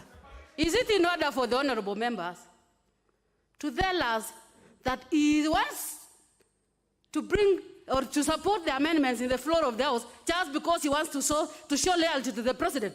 Are we working for the executive or we are working as legislators to the people who elected us to this House? Order members, you must make progress. We really must make progress. I am well advised that that amendment is actually in place. Honorable members, let's make progress. We have only a few minutes. I now put the question that new clause 10A be now read a second time. Will as many as are of that opinion say aye? Will as many as are of the contrary opinion say nay? The ayes have it. I now propose the question that new clause 10A be part of the bill. I put the question that new clause 10A be part of the bill. Will as many as are of that opinion say aye? Will as many as are of the contrary opinion say nay? The ayes have it. New clause 13A. I propose, the Honorable Chair, please, if you can move. There are two amendments here. One is dependent on the other. We shall start with the one of the chairperson. Depending on the decision of the House, we may move to the second. But we will start with the one of the chair. All right, Honorable Chair, I beg to move that new clause 13A be amended as per the order paper with... It's a new clause. It's a new clause. Yeah, it's second reading, actually.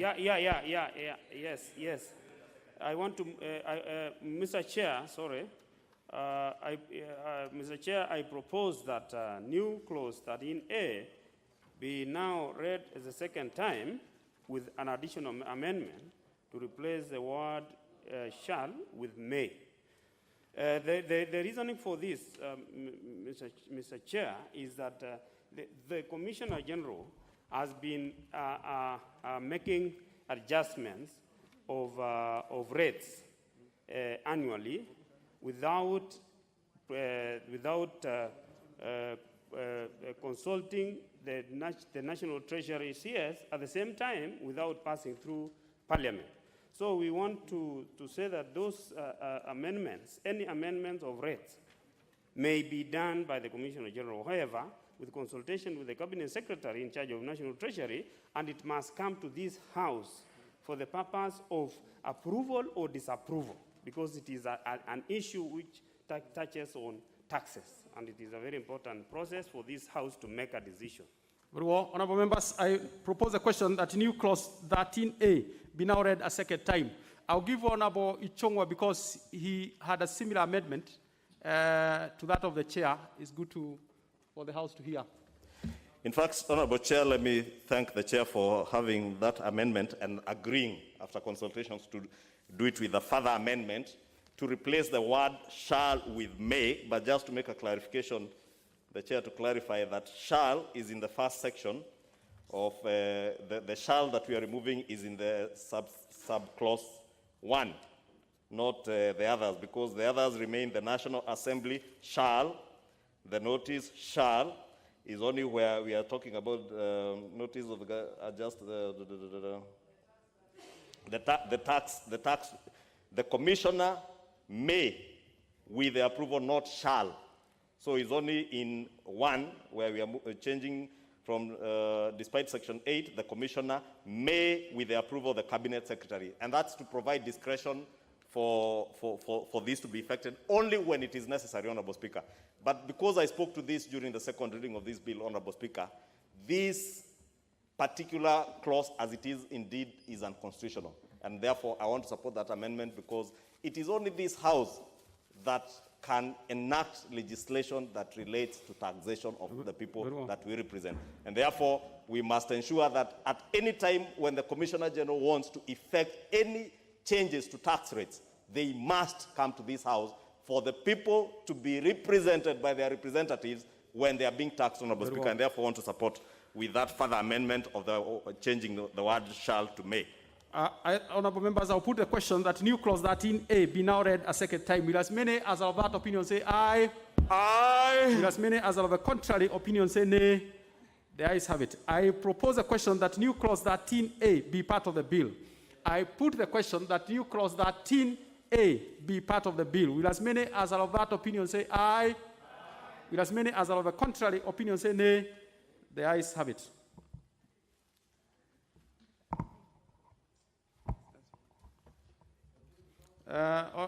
Therefore, as naturally, the amendment by Honorable Ishungwa or the new clause falls.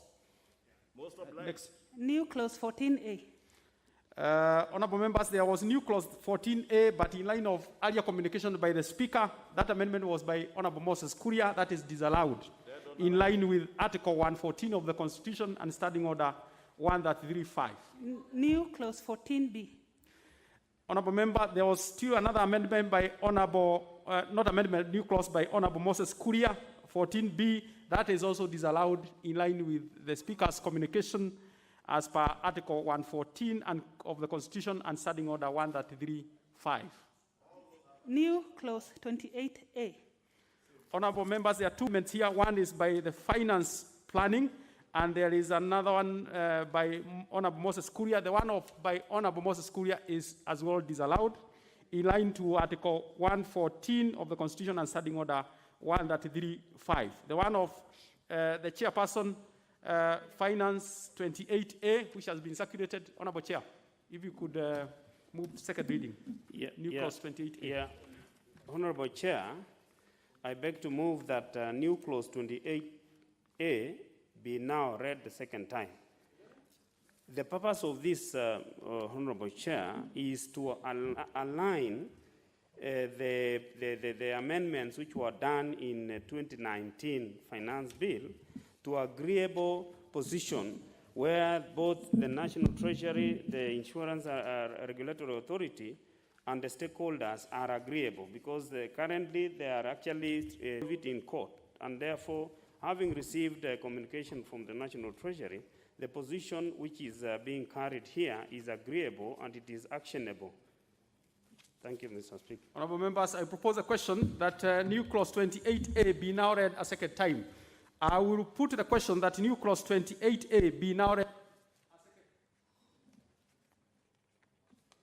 read a second time. Will as many as are of that opinion say aye? Aye. Will as many as are of the contrary opinion say nay? The ayes have it. I propose a question that new clause 28A be part of the bill. I put the question that new clause 28A be part of the bill. Will as many as are of that opinion say aye? Aye. Will as many as are of the contrary opinion say nay? The ayes have it. Yes, what is it, Honorable Ishongwa? Chair, you know, this new clause 28A was not part of the order paper, and therefore it's just been circulated, Honorable Speaker, and we never got an opportunity to really interrogate. And Honorable Speaker, if you carefully read this thing, is part of what His Excellency the President returned in the last finance bill. Honorable Chair. I was actually informed that the members, this amendment had been circulated.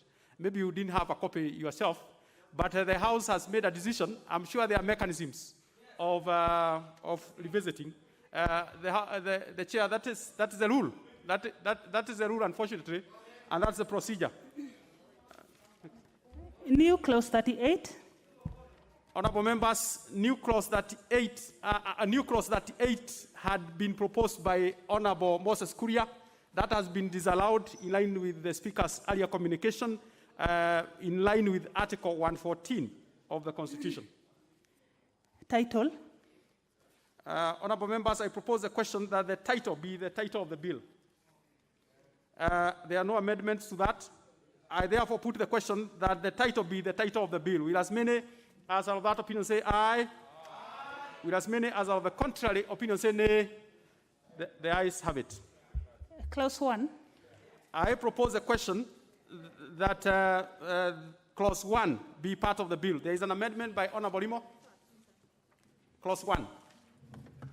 Yeah, Honorable Chair, I beg to move that clause 1 be amended as per the order paper, and I want to also move some amendment to part B by adding as 8B just before 11A.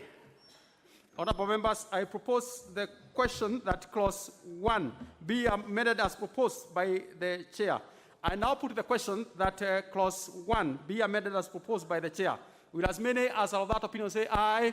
Aye. Will as many as are of the contrary opinion say nay? The ayes have it. I now put the question that clause 1 as amended be part of the bill. Will as many as are of that opinion say aye? Aye. Will as many as are of the contrary opinion say nay? The ayes have it. Members, congratulations, we are done with that bill. Mover.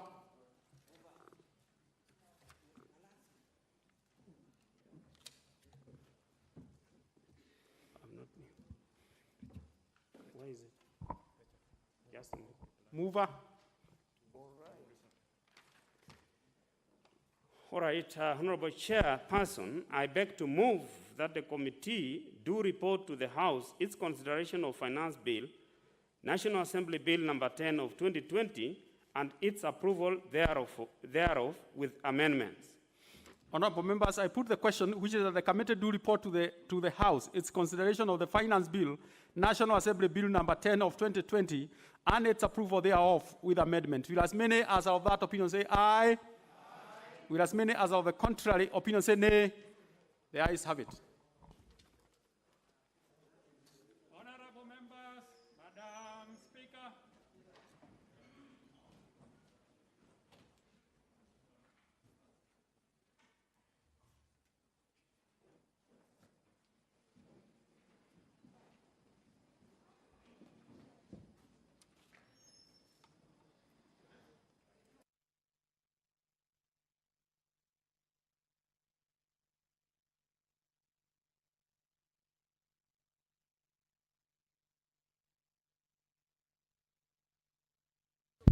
Can we have the chairperson for reporting? Honorable Speaker, I beg to report that the Committee of the Whole House has considered the Finance Bill, National Assembly Bill number 10 of 2020 and approved the same with amendments. The mover to move agreement with the report? The mover, that's the chairperson? Yeah, Honorable Speaker, I beg to move that the Finance Bill, National Assembly Bill number 10 of 2020, be now read a third time. I also request Honorable Ndirangu, the Vice Chair. Order. We are not reading a third time. We are moving agreement with the reports, Chairperson. Oh, sorry. You know, that's a bad thing with talking to the members who are interfering. So, Madam Speaker, consultations were too high here. Yeah, Honorable Speaker, I beg to move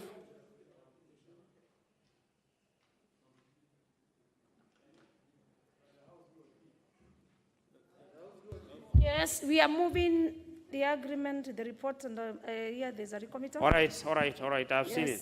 Honorable Speaker, I beg to move that the House do agree with the committee in the said report.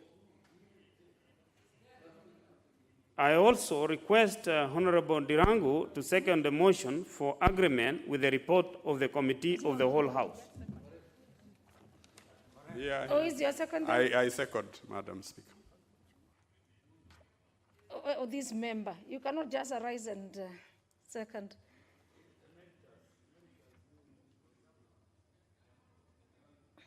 The member for... Yes. Madam Speaker. Yes, now you can second. Did the chair request you to second? Yeah, I beg. Very well. Yeah, you must follow procedures. I beg to second the agreement with the motion. Then we have Honorable Ichungwa, who is moving recommittal. Honorable Speaker, I beg to move that the motion for agreement with the report of the Committee of the Whole House be amended by inserting the words subject to recommittal of clauses, new clause 28A. I also request Honorable KJ behind me to second the motion. Honorable Speaker, the import of this, Honorable Speaker, as I mentioned during the committee of the third reading, is that we are saying that no insurer, if you read 156.1, that no insurer shall assume risk in Kenya in respect of insurance business unless and until premiums payable thereon is received by the insurer. The insurer in this case is the underwriter. Many of us, Honorable Speaker, transact our insurance business through intermediaries, be it brokers or agencies. The agent and the underwriter have contractual obligations between them, where the insurer is not part of the contractual agreement. Therefore, if you say when I pay for my insurance cover, be it my medical insurance cover, that I will not be covered until and unless the insurer, the underwriter, receives your money in a situation where you as the insured you have no control to force the agency or the insurance broker to remit that money, it will be very dangerous for the insured people in this country, Honorable Speaker. It means tomorrow you will pay for your car premiums to your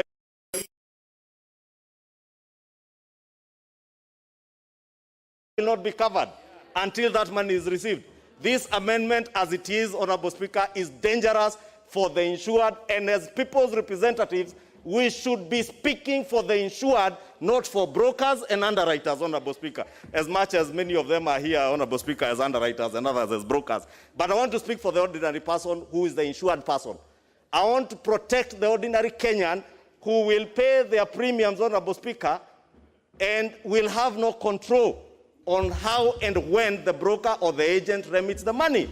The insurer, the underwriter, and the broker or agency have their own contractual obligations, and they must have mechanisms to enforce payment of premiums.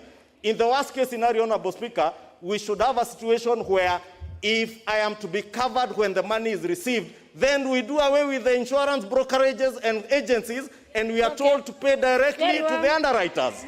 Honorable Speaker, I beg that we support this particular committal.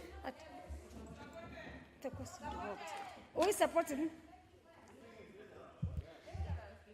Honorable Limo, you move your... Honorable Limo.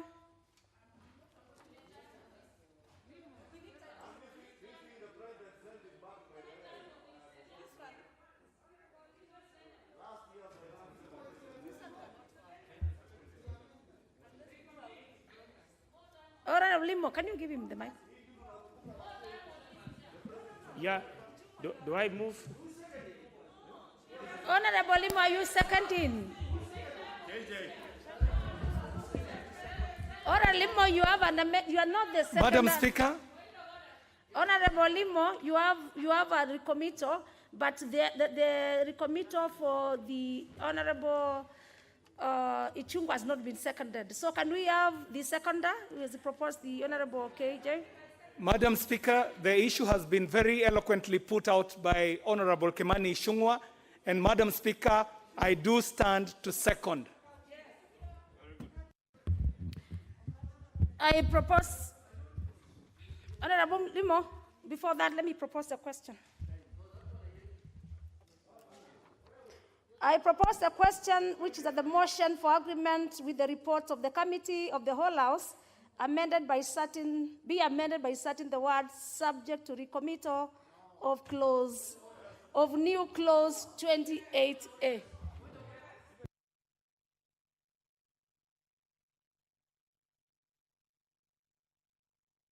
That's from Honorable Junet, and members, we are procedurally, we are watching on time. Chair, Junet.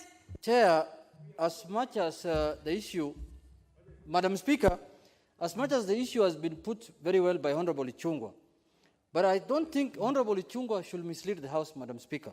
Madam Speaker, the recommittal he's talking about, which is the 28A, he only read 1. He has not read 3 and 4. 3 says an intermediary shall, upon receipt of any premiums on behalf of an insurer, immediately remit the same to the insurer. And 4, it says an intermediary who contravenes subsection 3 shall be liable to refund the premium and pay a penalty equivalent to 20% of the unremitted premium to the client. These brokers you're talking about have been taken care of here, Honorable Ichung'wah. Very well. So the only issue that I can agree with is the issue raised by the issue I was told by Honorable Millie that some Kenyans pay the premium installment. That one can be agreed between the insurer and the insurance. The person who's taking the insurance. Very well. But Madam Speaker, this matter has been fully covered in this clause. Put a question, we put it down. Very well, members. Honorable members, with that debate, I know we are not finishing this debate. I want to put a question to this, the House will take, and then the process, the other for Honorable Limo. I'm sure your recommittal will come the afternoon sitting, or as it will be stated in our order paper. I move to put the question, which is that the motion for agreement with the report of the committee of the whole house be amended by inserting the words subject to recommittal of new clause 28A. As many as of this opinion say aye.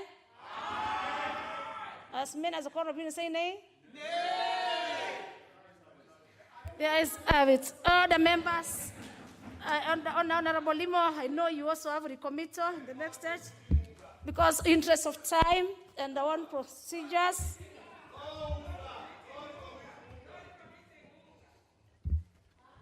All the members, the time, all the members, we know you have to follow our own procedures. Pursuant to our standing orders, and members, the time being 1:05 p.m. This House stands adjourned till this Tuesday, 23rd June 2020 at 2:30 p.m. I thank you all.